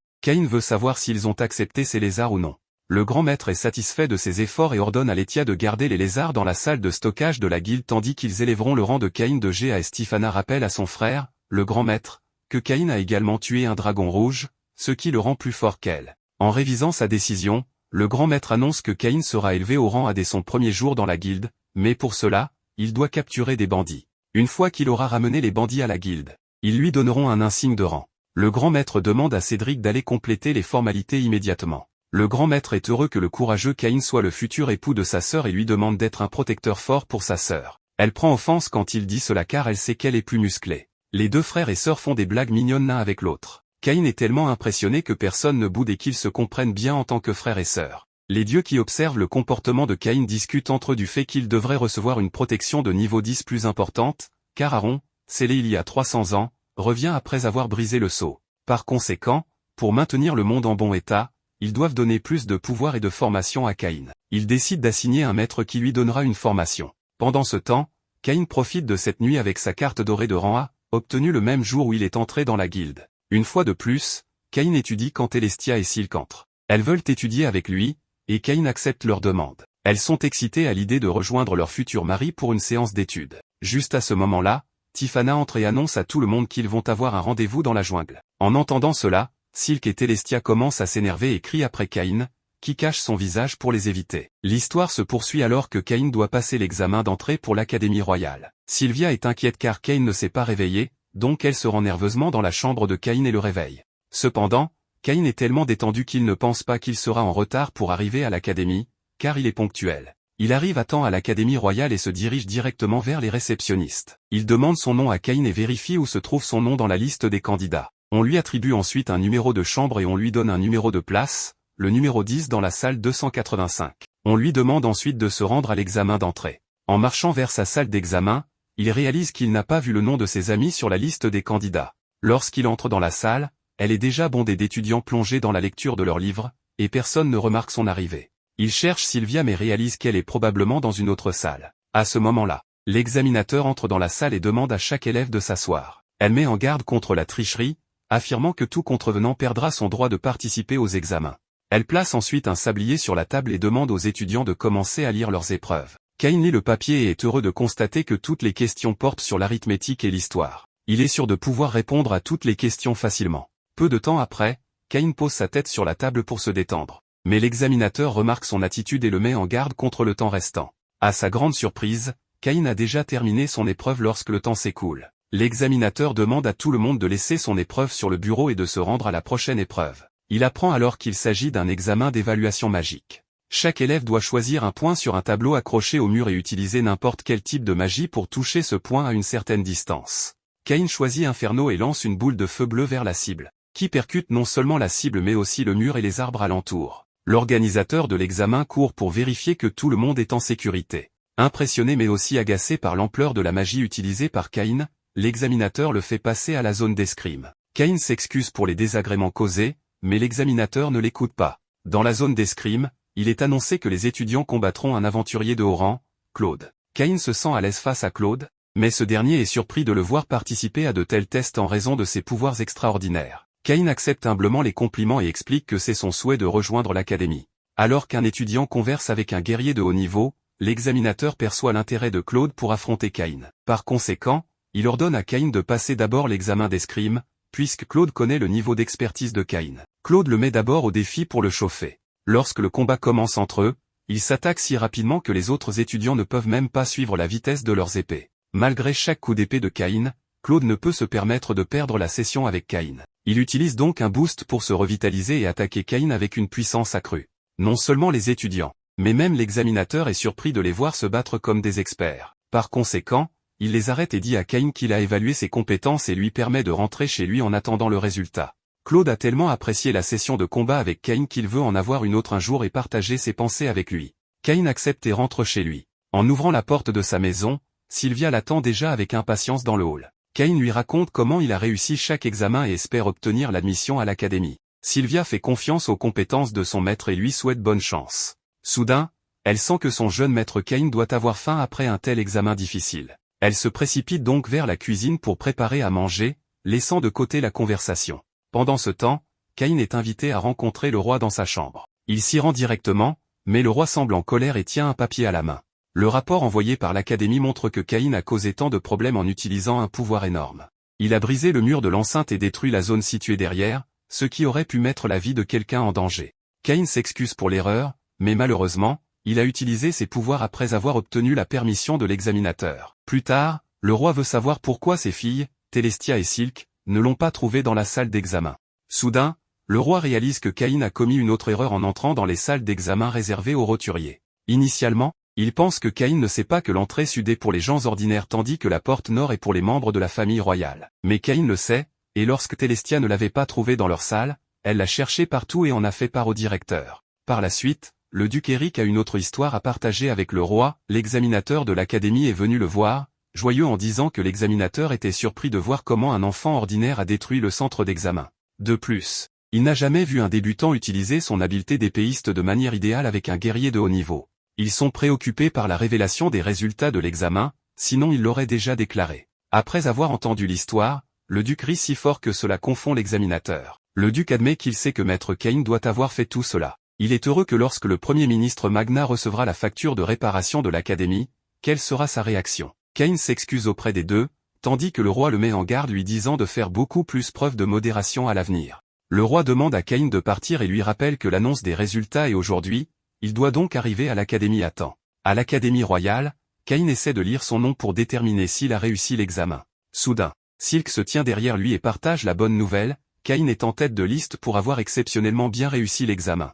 Elle et Télestia ont obtenu respectivement la 3e et la 2e place. Il est contrarié lorsque Silk lui révèle que Télestia n'a pas aimé qu'il ait pris l'entrée sud et il se rend compte qu'il va encore se faire gronder. En partant, elle met en garde Caïn de se présenter à la cérémonie d'entrée ou de se préparer à être puni. La colère monte en Caïn car il n'aime pas la façon dont elle agit de manière autoritaire avec lui. Caïn décide donc d'assister à la cérémonie et rencontre Reine à l'entrée. Elle guide les étudiants sur le chemin à suivre. Soudain, elle tourne la tête et voit Caïn avec une énorme excitation.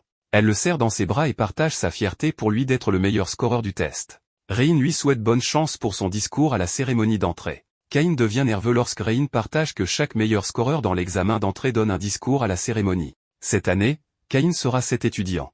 Peu après, Cain rentre chez lui pour se changer. Il ne sait pas que Sylvia l'attend avec impatience, car elle veut connaître le résultat de l'examen. Sylvia devient tellement excitée quand Cain rentre et annonce la bonne nouvelle qu'il est le meilleur scoreur à l'examen écrit et pratique. Elle fait confiance à son maître Cain et court immédiatement vers la cuisine pour préparer de la nourriture pour 100 personnes pour célébrer. Cain n'aime pas que Sylvia veuille qu'il mange toute la journée, mais il ne s'en soucie pas aujourd'hui car manger trop est autorisé au moment joyeux.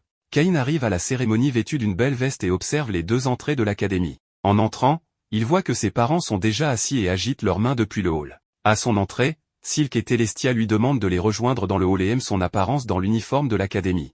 Cain prend place entre Silk et Telestia. Les garçons assis derrière se demandent qui est le garçon assis avec les filles du roi, tandis que les filles apprécient que Cain soit assez charmant. Enfin, la cérémonie commence et un enseignant monte sur scène. Il annonce que Cain est le meilleur scoreur de l'examen, donc il s'adressera aux étudiants. Cain se tient devant les étudiants derrière un bureau et explique comment il ne connaissait pas le chemin exact vers le centre d'examen le premier jour. Plus tard, il a appris qu'un était pour les roturiers, mais il ne croit pas à la division des gens en communautés séparées. Il envisage donc de se faire des amis indépendamment de leur noblesse. Après avoir terminé son discours, deux autres présentateurs partagent que le roi est assis entre eux et veut s'adresser aux étudiants. Il se met à côté de Cain et met en garde les enseignants car la promotion de cette année est hors du commun, alors il leur souhaite bien du courage.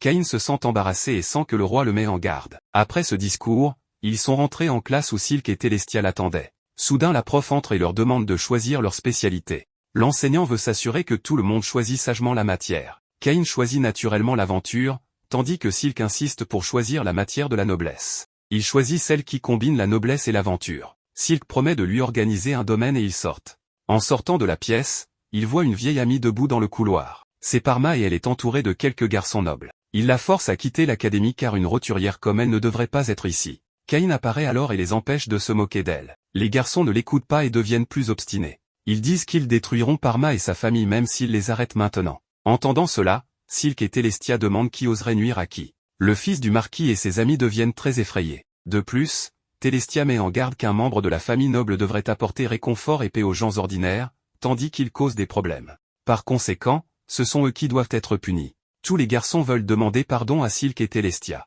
Ils leur font présenter des excuses à Parma à la place, ce qu'ils font. Parma parle ensuite à Cain et est très heureuse d'être dans la même classe que lui. Remarquant que Cain est assez franc avec Parma, à la fois Silk et Telestia veulent qu'il s'agenouille pendant qu'il parle un peu avec la nouvelle fille. Ne voyant pas d'autre solution, il s'agenouille comme elle le dit si strictement. Après que Cain se soit agenouillé, ils appellent Parma à venir avec eux pour avoir une petite conversation. Ils commencent à rire dans un coin, tandis que Cain est surpris. Il soupçonne qu'ils doivent comploter quelque chose contre lui. En même temps, Cain entend une voix étrange mais ne peut pas voir son visage. La voix masculine lui ordonne de se lever car ses genoux doivent être fatigués et de se diriger vers la bibliothèque. C'est là qu'il le rencontrerait. Alors que Cain ouvre la porte de la bibliothèque, il voit une autre dimension à l'intérieur. Soudain, il disparaît en un éclair et réapparaît dans une pièce où un homme est assis de dos à Cain. Il ne peut pas juger qui il était. La chose la plus suspecte est que l'homme prépare du café, ce qui n'est pas un élément dans ce monde. L'homme se retourne et a un sourire sur le visage. Avec un ton poli, il dit que Cain est en réalité Shena et qu'il le sait bien. Il prend une tasse de café et l'apprécie beaucoup car c'est la seule chose qui lui manquait dans ce monde et qu'il l'a bu après 9 ans. L'homme lui dit qu'il a entendu de l'ancien Zénon, le chef des dieux et des autres dieux, qu'ils venaient d'un autre monde et qu'ils sont ceux qui ont organisé cette rencontre. Cain se demande quel genre de personne peut bien être cet homme au hasard et même le niveau de force qu'il possède pour pouvoir rencontrer les dieux. À contre-cœur, il demande à l'homme quel est son nom et l'homme dit qu'il ne sait pas si Cain le connaît, mais son nom est Yuya Tera Hirasawa Esfor. Cain crie, n'en croyant pas ses oreilles. Yuya Hirasawa est le premier roi du royaume d'Esfor et il est celui qui a créé le royaume. Cain ne veut pas le croire et lui dit qu'il a récemment trouvé un livre sur la magie ancienne que Yuya avait écrit en japonais, et quand il a lu le livre, il a vu qu'il avait été écrit il y a environ 300 ans. Cela signifie que Yuya vit depuis plus de 300 000 ans et il devrait être mort. Il regarde sous la chaise pour confirmer si Yuya est un fantôme, mais il peut voir les jambes de Yuya par terre, il est donc évident que Yuya n'est pas un fantôme. Il demande à Yuya comment il est encore en vie après toutes ces années, et Yuya lui dit qu'au lieu d'attendre une réponse,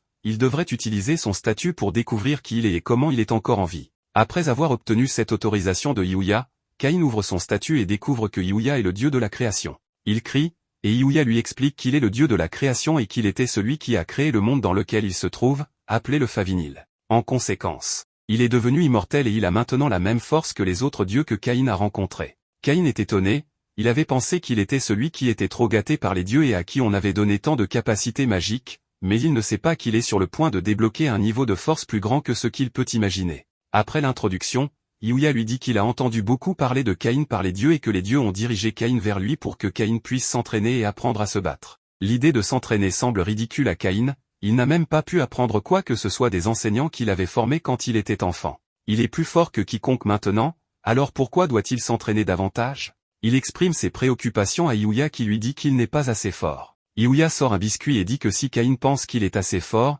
il devrait essayer de lui prendre le biscuit. Caïn entre immédiatement en action, il saute en avant pour prendre le biscuit, mais Yuya sort son épée et tient Caïn à la pointe de l'épée. Caïn est terrifié, accepte la défaite et dit qu'il n'est en fait pas aussi fort que Yuya, cependant, il est plus fort que la plupart des gens dans le monde, alors pourquoi les dieux veulent-ils qu'il s'entraîne davantage? Yuya lui explique que c'est parce qu'il doit combattre quelqu'un. Caïn ne comprend pas, alors Yuya lui dit qu'il doit combattre le dieu maléfique nommé Aaron. Environ 300 ans auparavant, Aaron a semé la haine dans le cœur de tout le monde et il les a fait se battre entre eux. Caïn ne comprend pas, il se demande comment une seule personne peut provoquer une bagarre. Yuya explique à Caïn qu'Aaron a utilisé l'oracle pour propager des désinformations à travers le monde. Il a fait haïr les gens les uns aux autres et cette haine les a poussés à se battre et à se tuer il y a environ 300 ans. Yuya et ses amis se sont réunis pour sceller Aaron, malheureusement, le sceau qu'ils avaient utilisé pour Aaron se brise peu à peu et avec le temps, le sceau se brisera totalement. Cela ne semble pas être une préoccupation pour Caïn. Il suggère que puisqu'Aaron était celui qu'il avait scellé il y a 300 ans, il devrait simplement le sceller à son tour. Malheureusement, Aaron lui dit qu'il est désormais dans la même catégorie que les autres dieux et qu'il ne peut pas intervenir dans les affaires humaines, donc la seule solution est Caïn. Il dit à Caïn que l'avenir du monde repose sur lui mais cela déprime Caïn. Yuya lui dit qu'il n'a pas été choisi au hasard pour mener ce combat car tout remonte à sa vie antérieure. Caïn ne comprend pas ce qu'il dit et demande des détails mais il se téléporte à la mer. À leur arrivée à la mer, Caïn est toujours intéressé par les propos de Yuya sur sa vie antérieure. Yuya lui dit qu'il n'est pas assez fort et que sa force actuelle est d'environ la moitié de la force normale. S'il veut vaincre Aaron, il doit être d'environ 600 en niveau de force.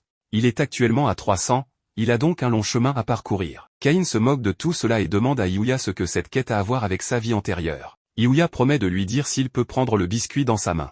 Yuya disparaît et réapparaît, apportant une boussole qu'il donne à Caïn, lui disant que la direction lui montrera le chemin du retour vers la maison d'où ils sont venus, donc il devrait continuer à marcher jusqu'à ce qu'il rentre chez lui. Il lui dit que le voyage prendra beaucoup de temps mais qu'il ne doit pas se téléporter. Caïn est préoccupé par le fait que s'il lui faut beaucoup de temps, alors il manquera l'école, mais Yuya le rassure qu'une année dans ce monde équivaut à un jour dans le monde normal. Caïn continue à poser plusieurs questions à Yuya mais Yuya l'arrête en lui disant qu'il est le seul à pouvoir se sauver et personne d'autre ne peut le faire pour lui. Yuya disparaît et Caïn réalise qu'il n'a pas d'autre choix que de continuer à marcher vers chez lui et à se battre. Pendant ce temps, chez lui, Sylvia entend des voix près de sa porte et suppose que son maître est de retour. Quand elle se présente à la porte, elle voit Telestia et Silk là. Elle s'excuse auprès d'elle, leur disant qu'elle avait pensé que c'était son maître. Elle leur dit que Caïn n'est pas rentré chez lui depuis qu'il est parti pour l'école, donc elle suppose que c'était lui. Les filles sont également rentrées chez elles pour chercher Caïn, puisqu'elles ne l'ont pas vu à l'école. Lorsque Sylvia apprend qu'il n'est pas à l'école,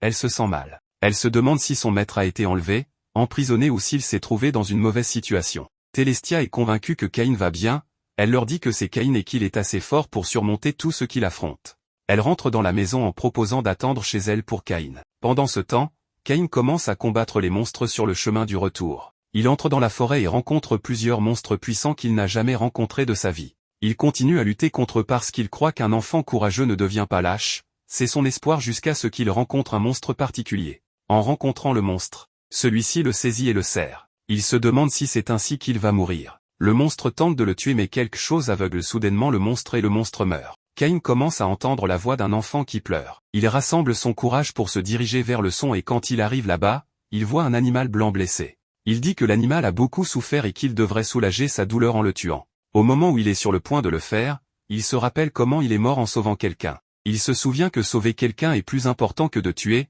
donc même s'il meurt, il décide d'utiliser son dernier pouvoir de guérison pour soigner l'animal. Il s'évanouit immédiatement et quand il se réveille, il voit l'animal combattre les monstres en son nom.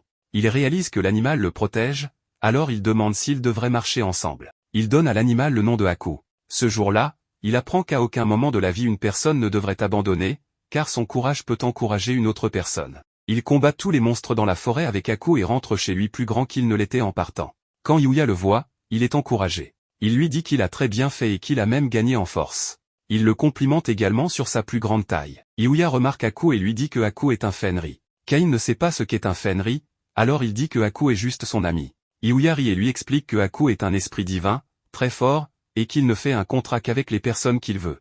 Il lui dit que si Aku l'apprécie, il fera un contrat avec lui.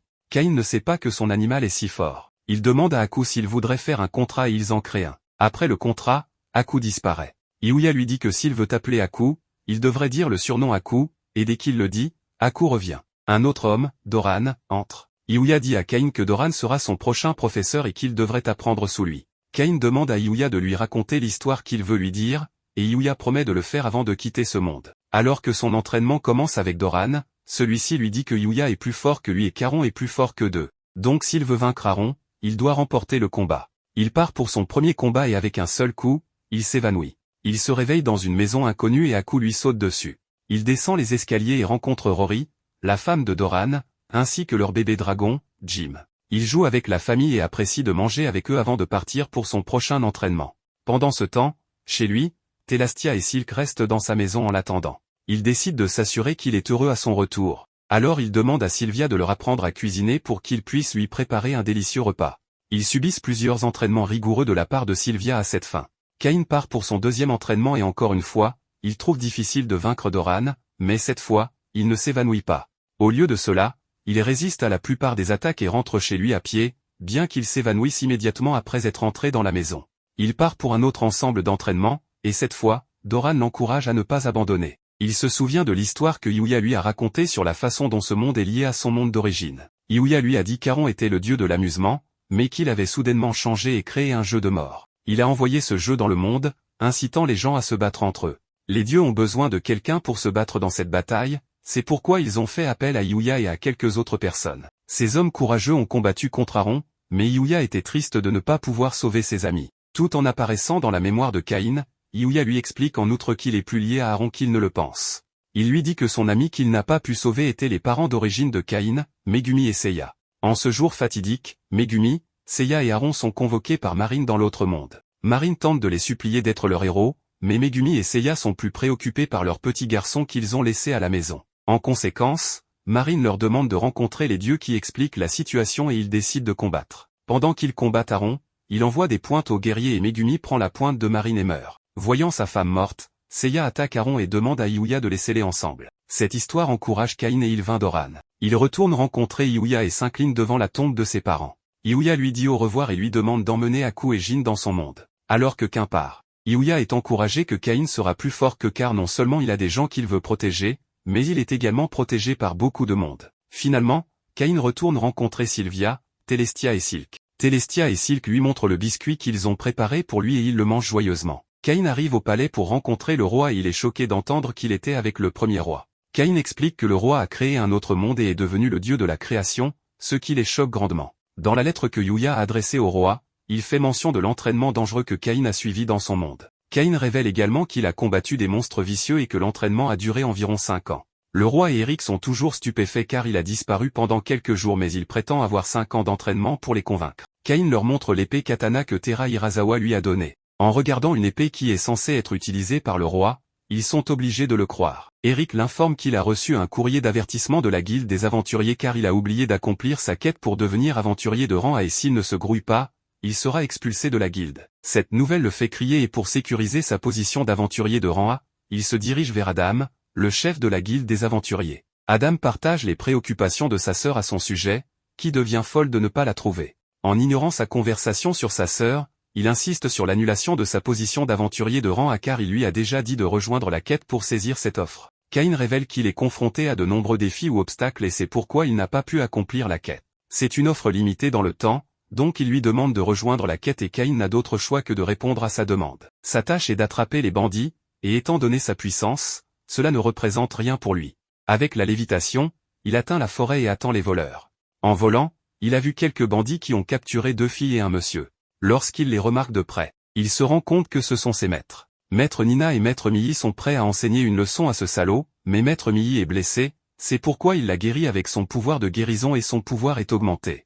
En la voyant avec Caïn, elle sait maintenant qu'ils ne vont pas leur faire de mal. Les bandits se moquent de Caïn parce qu'ils le jugent par sa taille. Bientôt, Caïn leur donne une leçon sans enlever le fourreau de son épée. En un clin d'œil, il les a jetés au sol et ils ne sont pas assez compétents pour se relever. Le père de Parma est obligé de sauver leur vie. Ses maîtres lui demandent ce qu'il fait ici et il les informe que c'est la guilde des aventuriers qui lui demande de terrasser des malfrats. En entendant cela, la bouche de ses maîtres s'élargit car la quête est donnée à ceux qui sont au niveau supérieur. Ils savent que Caïn a un bel avenir mais ils doivent apprendre qu'il est si rapide pour réussir. Il peut leur faire exploser une autre bombe en leur montrant une carte d'or d'aventurier de niveau. Ils sont stupéfaits et Caïn révèle le défi continu qu'il a amené à atteindre ce stade. D'autre part, le père de Parma est préoccupé par ces voleurs et comment ils doivent s'en occuper. Caïn a une solution à ce problème et les a ligotés et les a emmenés à la guilde. Avant cela, il se souvient de déposer le père de Parma chez lui. Ici, Parma révèle Caïn comme baron et son maître a honte de l'appeler Caïn. Ils ne peuvent pas le traiter comme son ami car il est une personnalité notable. Caïn lui dit de le traiter comme d'habitude car il est toujours son étudiant. Dans une joie débordante, Maître Milly le serre contre sa poitrine. Après s'être libéré, Caïn préfère s'enfuir d'ici et son maître l'accompagne également. Lorsqu'il remet les bandits à la guilde, elle est stupéfaite qu'il ait terminé si rapidement sa quête. En dehors de cela, les voyous tourmentent à nouveau Milly et lui proposent de l'accompagner. Milly l'ignore mais il est persistant et sur le point de mettre sa main sur son épaule, c'est alors que Caïn apparaît et retient sa main.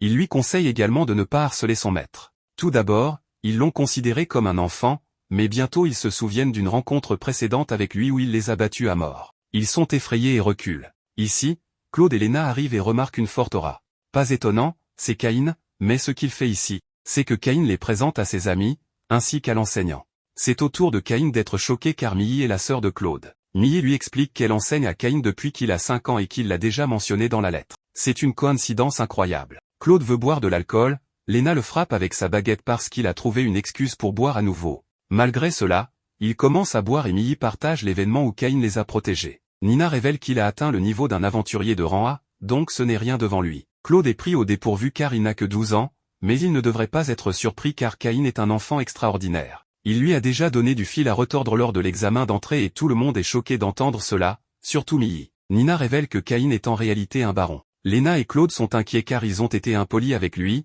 mais Caïn l'a déjà oublié car il les considère comme des amis. Ils sont excités de savoir comment il a acquis autant de puissance, mais Caïn n'est pas autorisé à divulguer le secret de son entraînement entre les mains de Dieu. En plus de cela, Nina et Milly leur montrent leur sac que Caïn leur a offert en tuant le monstre rouge et vert. Excitée, Léna demande combien de choses elle peut y mettre. Quand Nina révèle qu'elles peuvent y mettre une mention complète, alors elle implore Caïn d'en faire une pour elle. Caïn est prêt à le faire pour elle et elle le serre dans ses bras de plaisir. Claude le calme car elle oubliera tout demain. Il crie alors parce qu'il doit aller à l'école demain et il ne peut pas manquer ses cours car il a déjà manqué toute la semaine. Claude pense que ce n'est pas la peine pour un baron avec une force extraordinaire d'aller à l'école car ce ne sera pas facile pour lui de s'intégrer. Au contraire, Caïn pense qu'il lui reste encore beaucoup de choses à apprendre d'ici, mais ils sont toujours préoccupés par lui en voyant sa passion pour ses études. Nina veut le serrer dans ses bras mais il s'échappe en prétextant l'école et ils veulent l'aider en même temps. Le tia arrive, inquiet pour l'instructeur de l'école.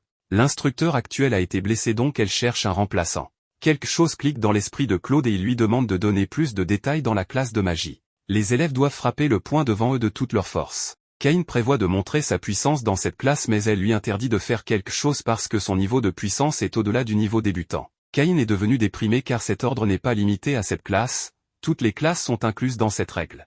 Ses amis le surveillent et ressentent de la pitié pour lui, c'est pourquoi ils ont décidé de mettre en œuvre le plan pour l'aider. Pendant le cours d'aventure, le professeur a invité des aventuriers de la guilde qui leur enseigneront quelque chose de nouveau, ces instructeurs ne sont autres que Claude et ses maîtres. Claude et Léna sont des aventuriers de rang A, par contre Milly et Nina sont des aventurières de rang B. Claude dit à tous les élèves de garder leurs cartes d'aventure sur la table. Tous les étudiants ont gardé leurs cartes sauf Caïn. Caïn hésite à garder la carte parce que cela peut créer un désordre dans la classe. Il a la carte d'aventurier de niveau élevé, mais ses camarades sont des débutants. N'ayant pas d'autre option, il dit à Claude qu'il a oublié la carte. Claude le réprimande pour ne pas avoir la carte et lui apprend l'importance de celle-ci. Il lui donne aussi l'instruction de ne jamais oublier la carte. Après cela, il dit à son équipe de montrer l'atout de leur plan. Maintenant, ils sont sur le champ de bataille où il veut profiter du combat simulé avec Claude, mais les élèves doivent lui donner un tour pour faire quelque chose. Ensuite, il décide de viser le tableau avec son pouvoir magique. Mais il ne lui est toujours pas permis de le faire. En réalité, ils ont fait un plan pour devenir le héros aux yeux des élèves. Ils abattent les élèves un par un et à la fin, ils donneront à Caïn une chance de montrer sa capacité à les surpasser. Quand il les battra, il deviendra un héros pour toute l'école. Mais le temps presse et il attend son tour. À ce moment-là, un élève lui demande de se mettre en ligne. Quand il regarde la file, elle est énorme et il attend désespérément son tour. Claude lance leurs épées d'un seul coup et les élèves acceptent leur défaite et avancent. Enfin, c'est au tour de Caïn et il est prêt pour le combat. La cloche sonne alors que leurs épées allaient s'affronter car le temps est écoulé pour ce cours supplémentaire. Ses amis sont déprimés car leur plan a échoué. Claude l'encourage car ils pourront se battre une autre fois, mais le professeur les informe qu'ils ont besoin de plus d'argent pour engager l'instructeur pour le cours supplémentaire. Caïn a causé des problèmes en classe, alors l'école doit en supporter les conséquences. C'est la raison pour laquelle ils ont besoin de plus d'argent pour dépenser pour l'instructeur. En entendant cela, Caïn est furieux et s'enfonce dans la forêt. Il est en colère contre Claude qui ne lui a pas permis de se battre avec lui. Dans sa colère, il crée un brasier et le jette partout. Même un dragon apparaît devant lui, mais il tue le dragon d'un seul coup et crée une pluie de feu avec son pouvoir. En dehors de cela, les soldats pensent que le prince des ténèbres est arrivé, alors ils se dirigent vers la forêt et le père de Caïn les mène. Heureusement, Caïn se sent mieux et part d'ici en jetant son mouchoir. Son père est arrivé ici et a trouvé un énorme trou avec un mouchoir appartenant à son fils. Le jour suivant, Caïn est appelé par le roi qui lui fait part de la destruction causée par le prince des ténèbres. Pour le neutraliser, ils ont décidé de demander de l'aide à l'autre continent, mais Caïn leur demande avec hésitation de ne pas le faire. Le roi devient alors suspect et demande la raison de ne pas le faire. Caïn ne veut pas révéler le secret, mais ne peut pas mentir. Avec des excuses, il se dénonce comme coupable. Pendant ce temps dans la forêt, un fragment du corps de l'ancien dieu du divertissement a pu se libérer, ce qui fait vibrer toute la forêt et toutes les créatures qui s'y trouvent. Il compte bien prendre sa revanche sur les dieux en détruisant le monde qui l'ont créé. Pendant ce temps, à l'école, tous les étudiants se rassemblent pour leur pratique de la magie, et le professeur Elka appelle Caïn, qui s'attend à une autre séance d'autodiscipline. À sa grande surprise, Elka livre des nouvelles inattendues alors qu'elle présente le magicien de la cour royale, Gratt. Après l'introduction, le professeur explique les deux types de magie d'invocation. Le premier type implique de former un lien, comme celui que Caïn partage avec Jin et Aku, où ils deviennent amis avant de conclure un contrat. Le deuxième type est la méthode d'invocation standard, où un accord est conclu avant que le lien ne soit formé. Ensuite, Gratt annonce qu'ils vont participer à une activité qui implique l'utilisation de la magie d'invocation à travers un cercle magique. Affichant le cercle magique sur une feuille de papier, les étudiants commencent à appeler des créatures adorables et à conclure des contrats avec elles. Cependant, l'un des enfants invoque accidentellement une bête puissante et lui commande d'accepter de signer un contrat avec lui. Malheureusement, le monstre disparaît dans l'air. Et Gratt explique que cela doit être dû au pouvoir magique limité de l'enfant, les laissant soulagés. Encouragé par Gratt, le jeune enfant, Caïn, est exhorté à tenter immédiatement la magie d'invocation. Avec excitation, Caïn place le cercle magique sur le sol, impatient d'essayer, mais les souvenirs de son échec passé l'envahissent. Pour le rassurer, Gratt dit à Caïn de ne pas se retenir, lui assurant qu'il peut donner le meilleur de lui-même. Répondant à l'encouragement de Gratt, Caïn canalise la plupart de son pouvoir magique dans la magie d'invocation. Cependant, un sentiment de danger commence à l'envahir, le poussant à interrompre le processus. Malheureusement, l'invocation échappe à son contrôle. Avant que Caïn puisse intervenir, un démon terrifiant se matérialise au-dessus du cercle magique. Se présentant comme le roi des démons, le démon fixe Caïn des yeux, aveuglant instantanément ses camarades de classe d'une lumière éblouissante. Après que la luminosité ne se soit estompée, Caïn se demande si le démon est un subordonné d'Aaron. Soudain, le démon reconnaît le statut de Caïn et, sans avertissement, s'agenouille, implorant sa vie. Malgré son choc, Caïn garde son calme et refuse l'offre du démon de détruire l'humanité, même si le démon est maintenant prêt à servir comme son nouveau maître. Caïn insiste pour que le démon l'appelle par son nom une fois qu'il sera parti. Gratt s'enquiert de la situation, mais Caïn invente une histoire, prétendant que le roi des démons est parti sans conclure de contrat avec lui. Il est soulagé par l'apparente compréhension de Gratt, mais le soulagement de Caïn est de courte durée, car l'instant suivant, il se retrouve face au roi, qui l'oblige à expliquer les événements réels. Après avoir appris la vraie histoire, le roi, Eric et Magna sont pris de court et remplis de surprises. Le roi, de plus en plus anxieux, crie d'hystérie, préoccupé par le danger potentiel qui pourrait menacer le royaume, car un roi des démons a le pouvoir de décimer un royaume entier en quelques secondes. Caïn s'excuse pour la situation, mais Gratt et le roi restent perplexes sur la façon dont Caïn a réussi à invoquer une entité si puissante. Le roi suppose que les capacités extraordinaires de Caïn pourraient être le résultat de l'entraînement par le premier roi. Il demande à Caïn de démontrer son statut tout en demandant à Gratt de garder cette révélation confidentielle. Alors que Caïn dévoile son nouveau statut, laissant tout le monde stupéfait, leur mâchoire tombe en le voyant être un demi-dieu. Le roi et ceux présents sont choqués, tandis que Gratt s'agenouille en révérence. Le roi s'enquiert de la façon dont Caïn est devenu un demi-dieu. Eric éclate de rire, se moquant de lui, tandis que Magna l'adresse de manière ludique avec des titres comme Seigneur et Maître. De plus, Le roi cherche l'assurance que Caïn ne portera pas de destruction sur leur monde, ce qui le surprend. À sa grande stupéfaction, le seigneur des démons exprime le même sentiment, les choquant davantage. Caïn demande qu'ils le traitent de la même manière qu'ils l'ont toujours fait, ce à quoi le roi acquiesce. Le roi suggère avec humour qu'avec son statut, il pourrait remettre la couronne et la clé du royaume à Caïn. Il regarde gratte, reconnaissant que c'est pourquoi il lui avait ordonné de garder cela secret. Soudainement, le roi déclare qu'il organisera bientôt une réunion où il accordera à Caïn une ville, lui conférant le titre de vicomte. Le roi lui dit de diriger la ville comme bon lui semble mais que si la ville prospère alors il annoncera ses fiançailles à la cour. Avec un ton sévère, le roi affirme que si Caïn ne peut pas défendre une seule ville, il sera impossible pour lui de sauvegarder tout le pays. Alors que Caïn rentre chez lui, Sylvia le félicite et demande dans quelle ville il sera chargé, à quoi Caïn répond que ce n'est pas encore révélé. Cependant, leurs projets de célébration sont interrompus lorsque Coran arrive avec des nouvelles troublantes du frère de Caïn, Djinn, révélant que des monstres inondent la forêt près de leur patrie. Surpris, Caïn se téléporte instantanément sur les lieux et trouve des gens évacuant en hâte. Il se dirige vers son frère et engage une discussion sérieuse sur la situation critique. Djinn révèle qu'il y a eu une augmentation significative des attaques de monstres au cours des 2 derniers mois. De plus, les aventuriers qui ont enquêté sur la question ont découvert une recrudescence de monstres féroces et erratiques. Djinn rappelle à Caïn l'assaut historique de monstres qui a eu lieu il y a plusieurs décennies et établit des parallèles avec l'inondation actuelle de monstres. Il mentionne que les archives reflètent un schéma similaire. Cependant, il souligne le manque de preuves concrètes, ce qui les empêche d'obtenir un soutien complet des chevaliers et des aventuriers. En entendant cela, Caïn se porte volontaire pour aider. Cependant, Djinn rejette son offre en raison du danger inhérent. Djinn est stupéfait en remarquant la carte en or de Caïn. Caïn se vante alors de sa victoire sur le dragon rouge, ce qui convainc Djinn de permettre l'assistance de son frère. Immédiatement, Caïn partage son plan pour recueillir des informations à la guilde des aventuriers. Une fois à la guilde, une fille au tempérament chaud demande à voir la carte d'aventurier de Caïn. Après l'avoir examinée, la fille s'exclame de surprise, et l'ami de Caïn, Rudy, arrive et le salue chaleureusement. Sans perdre de temps, Caïn lance une discussion sur l'inondation de monstres. Rudy révèle que la situation s'est aggravée, citant les blessures subies par les aventuriers. Alors qu'ils approfondissent la conversation, Millie et Nina arrivent, et Caïn explique promptement leur présence à ses anciens professeurs. À leur grande surprise, Nina révèle que la guilde les a recrutés pour enquêter sur la situation actuelle dans la forêt.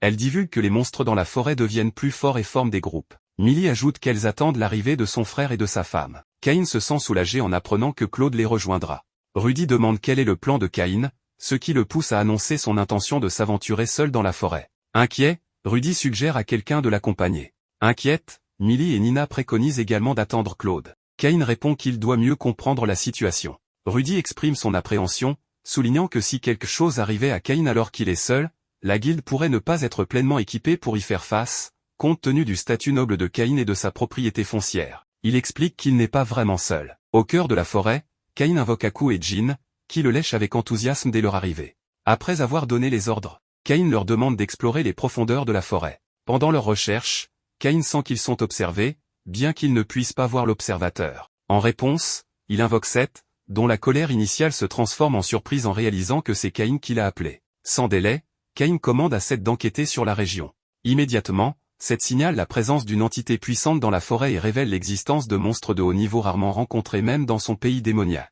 Inquiet face aux dangers potentiels graves pour le royaume, Caïn demande à Seth de rassembler des informations plus détaillées sur la situation. Avec permission, Seth fait appel à l'un de ses subordonnés qui excelle dans ce type de travail. Dalmatia, l'un des hommes de Seth, est convoqué. Cependant, avant que Seth puisse expliquer la situation, Dalmatia remarque Caïn et s'informe sur son identité. Seth informe Dalmatia que Caïn est l'apôtre de Dieu et son contractant, déclarant que Caïn conquérera le monde. Dalmatia s'agenouille en signe de respect, ce qui cause de l'embarras à Caïn tout en exhortant Seth à commencer l'exploration. Alors que Seth révèle que Dalmatia est l'un des anciens 4 rois célestes, connu pour ses compétences en matière d'enquête, Caïn lui demande de se pencher sur la question. Néanmoins, être désigné comme élu de Dieu rend encore Caïn mal à l'aise. Soudain, Caïn remarque des taches noires sur le sol. Dalmatia explique que c'est sa spécialité. Après avoir observé de plus près, Caïn comprend ce qu'elles sont, mais il refuse la demande de Dalmatia de les voir. Il s'avère que Dalmatia possède la capacité de contrôler les insectes et de recueillir des informations à travers eux. Soudain, un monstre surgit du sol, incitant Caïn à éliminer rapidement la menace. En regardant Caïn éliminer la bête dangereuse, Dalmatia est impressionné et confirme à son maître que ce qu'il voit est le pouvoir de l'apôtre. Dalmatia est soulagé de découvrir que Caïn, Seth et lui-même ne sont pas des ennemis sinon ils seraient morts instantanément. Caïn informe Seth et Dalmatia qu'il partira un moment et leur demande de s'occuper des choses en son absence avant de se téléporter. En ville, ils examinent les cadavres des puissants monstres. Ils sont stupéfaits car ils n'ont jamais rencontré de monstres de rang aussi élevé, certains étant même de rang AOS. Cela surprend Rudy et les enseignants de Caïn. Claude et Lena arrivent également, et Caïn leur montre les monstres vaincus de la forêt. Cependant, la présence de ces monstres forts pose un problème significatif pour leur ville. Caïn révèle qu'un monstre encore plus dangereux rôde dans les bois. Pendant ce temps, alors que Dalmatia poursuit son enquête, il découvre une menace imminente. Excité, Seth confirme si Dalmatia est toujours prêt au combat et lui dit de considérer cela comme une réhabilitation alors qu'ils partent. Cependant, Aaron remarque leur approche et réalise qu'il ne ressemble pas à l'apôtre. Il rugit et commande tous les monstres à sa disposition.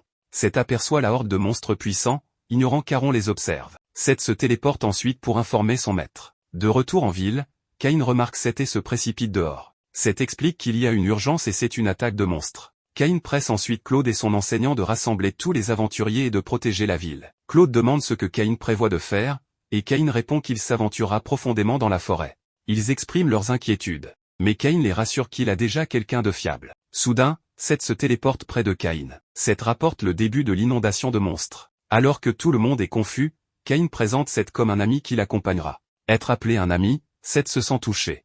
Il se dirige vers la bataille imminente. Cependant, Tiphana arrive et embrasse immédiatement son fiancé. Caïn demande pourquoi elle est là, et elle explique que le margrave Graham a demandé un ordre chevaleresque d'urgence. Caïn demande si elle est venue seule, et elle révèle qu'elle est partie précipitamment et que Diam vient avec d'autres chevaliers. Elle se porte volontaire pour accompagner Caïn dans la forêt, mais Caïn lui demande de défendre la ville et sa maison à la place. Tiphana frissonne d'excitation et les assure avant de les laisser partir. Alors qu'ils courent, Seth se demande pourquoi il n'utilise pas la magie de téléportation. Caïn explique que seules quelques personnes peuvent l'utiliser, et s'il devait le faire, il n'attirerait que des ennuis sur lui-même. Caïn réprimande Seth pour avoir utilisé la téléportation en public, ce qui amène Seth à réaliser que être un humain est plus compliqué qu'il ne le pensait. Pendant ce temps, Dalmatia élimine avec enthousiasme les monstres, et lorsque Seth et Caïn arrivent, ils déchaînent des infernaux continus pour éliminer les menaces restantes. Après coup, Caïn fixe son regard dans la direction où les attend leur ennemi juré, une expression de détermination sur son visage. Aaron, arborant un sourire maléfique, attend avec impatience la bataille brutale contre Caïn. Pendant ce temps, plus tôt dans la journée, Tiphana aborde Caïn et s'enquiert de ses compagnons. Il se présente comme son ami, la femme de son ami et son tuteur. Cependant, lorsque Nina se désigne comme l'amoureuse de Caïn, cela laisse tout le monde présent stupéfait et pétrifié.